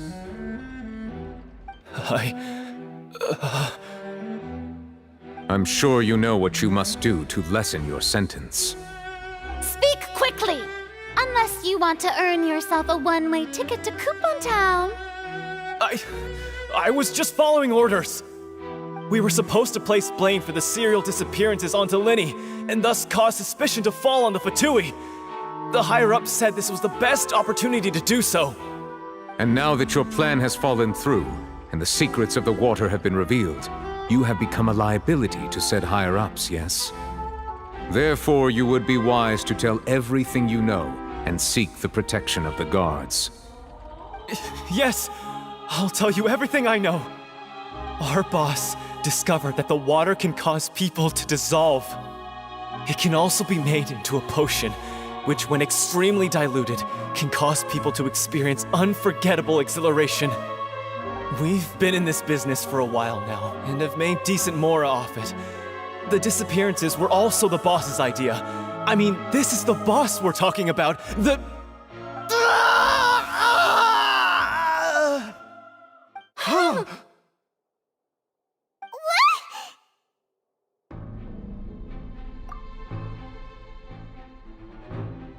And now he can no longer talk.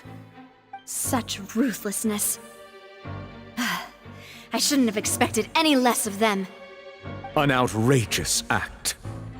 All present, please submit to inspection immediately.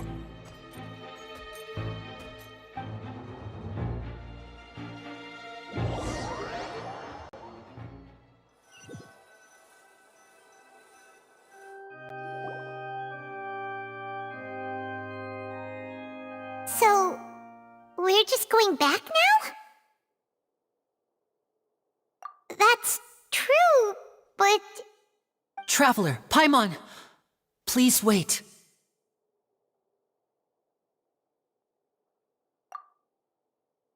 Lenny... I know you may not want to speak to me right now. Maybe you don't even want to look at me. But still, let me thank you again for defending me to the end, even after you learned that I'm a member of the Fatui. I guess. But regardless, I'd like the opportunity to set things straight. I didn't approach you with any ulterior motives or ill intent. I've spoken to you as myself, just plain Linny this entire time. As for why I'm a Fatus, it's because the goals of the House of the Hearth align with those of an orphan like me. That's all. That was how Father, who you might know as the Knave, approached recruiting us back then too. The Knave? The one who controls the House of the Hearth? She's your father? That's right. And since we're here, I was wondering, would you mind hearing a story? It's about my past. Back when our parents first died, Lynette and I were left wandering the streets. To survive, I took to surreptitiously observing an older street performer who did magic. It took me several days to figure out how he pulled off his amazing tricks. I took my sister through several streets until we found a crowded corner, and we began to perform magic tricks there. To my surprise, we proved to be pretty popular, and we could at least stop worrying about where our next meal would come from for a time. But I didn't want my sister to remain a street rat together with me forever. Before long, an aristocrat came to me and claimed that he wished to take us in after watching my performances. So you went from orphans to nobility just like that? That was how we felt at first too. As if fate was on our side and we could say goodbye to those painful days. But I gradually discovered that while we were called foster children, he was really after my talent for magic tricks. He would constantly take me to all sorts of banquets to garner attention, which he would then use to expand his social circles. That doesn't seem too bad either. Better than roaming the streets at any rate. It took a while for me to realize just how dark his heart really was. After one particular performance at a banquet, I discovered that Lynette was not on the same return vehicle as me. I waited a long time after we returned home, but she did not come back. I went to that noble's bedroom and asked him about her whereabouts. The answer he gave me was, she caught the eye of the most eminent person at the banquet, so I sent her over as a gift. I mean, you'll be able to perform your magic regardless of who your assistant is, yes? Oh no. So he was gonna... But wouldn't Fontaine's laws deal with such people? As far as outsiders are concerned, this is a relationship akin to adoption or foster care, and they have their ways of escaping the eye of the law. I managed to ferret out the location of the mansion of that so-called eminent person and hurried through the night. But by the time I leaped over the walls, avoided the guards, and made my way in, all I saw was the moonlit ground covered in blood, and the knave standing there in the darkness. So, she'd already taken care of that guy. That's right. She had rescued my sister before she could come to any harm, and had even discovered several girls hidden in a basement, all of them orphans. Father, the knave, might have seen something in me, and so she made me an offer. The House of the Hearth welcomes you, for your interests align with ours. Here, none will ever betray you. Indeed, betrayal shall never be permitted here. I was hesitant to trust her. I had just been betrayed by nobles. But she was also quick to destroy the noble who had taken us in at first, giving us back our freedom. Oh, so that's how the two of you joined the House of the Hearth.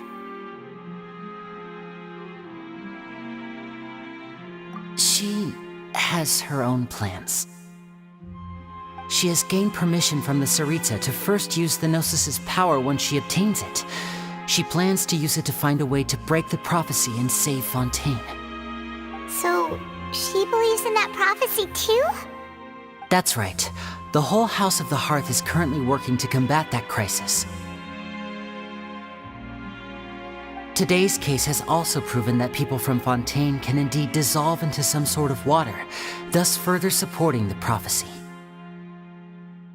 All of us house members here, Lady Arlecchino herself included, are from Fontaine. We won't give up on defending our homeland. To us orphans, the only connection we have left to this world, apart from our family, is our homeland. So, from small deeds like distributing magic pockets to huge schemes like stealing a Gnosis, everything is aimed at dealing with that prophecy. It's all right. I understand. The only thing I can do is relate all this to you. I just hope you can understand that even as a member of the House, I have never stopped making my own decisions, and that I believe what I'm doing is right. If you should need anything at all in the future, feel free to find me. I will do my best to help you, as plain Linny.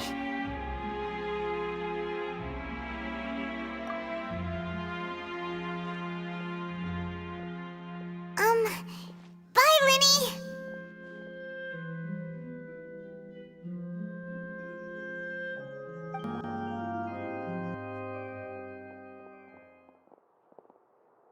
Hey there! What was with the disappearing act you pulled right as the trial ended? Were you looking for us, Navia? Well, this whole thing isn't exactly over, is it? I do feel that we're getting closer to solving the serial disappearances case, though. Don't you think so, too? Huh? What's wrong, my dear partner? Besides, are you sure we're the ones who can crack a case that's been cold for decades now? And given that there's new evidence from the trial, there should be a trail of breadcrumbs for the Hydro Archon's people to follow now, right? Ah. I see. Well, I won't lie. I'm a little shocked to hear that from you. But I suppose you are just travelers who have only arrived in Fontaine after all. Sorry. I might have been too presumptuous. Don't say that, Navia. Ah, and we were having so much fun investigating with you, too. It was like having new waters flowing into a stagnant mire, causing new hope to spring forth, and the reflection in the murk to become clearer. Well, sorry about that. I'm a bit prone to nostalgia. Don't mind me. Wait, shall we have a farewell meal? You know, to commemorate our time as partners? Huh? Do we really need to get that formal? Well, guess you really did treat us as partners, huh? Well, I'd just like to have a proper ending to every important memory. That way there are no regrets later. Anyway, it would just be a meal, so it shouldn't take up too much of your time.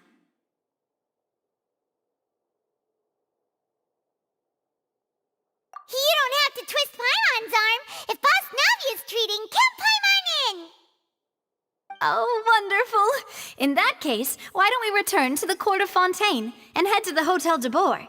I believe we'll make it just in time for dinner. All right then.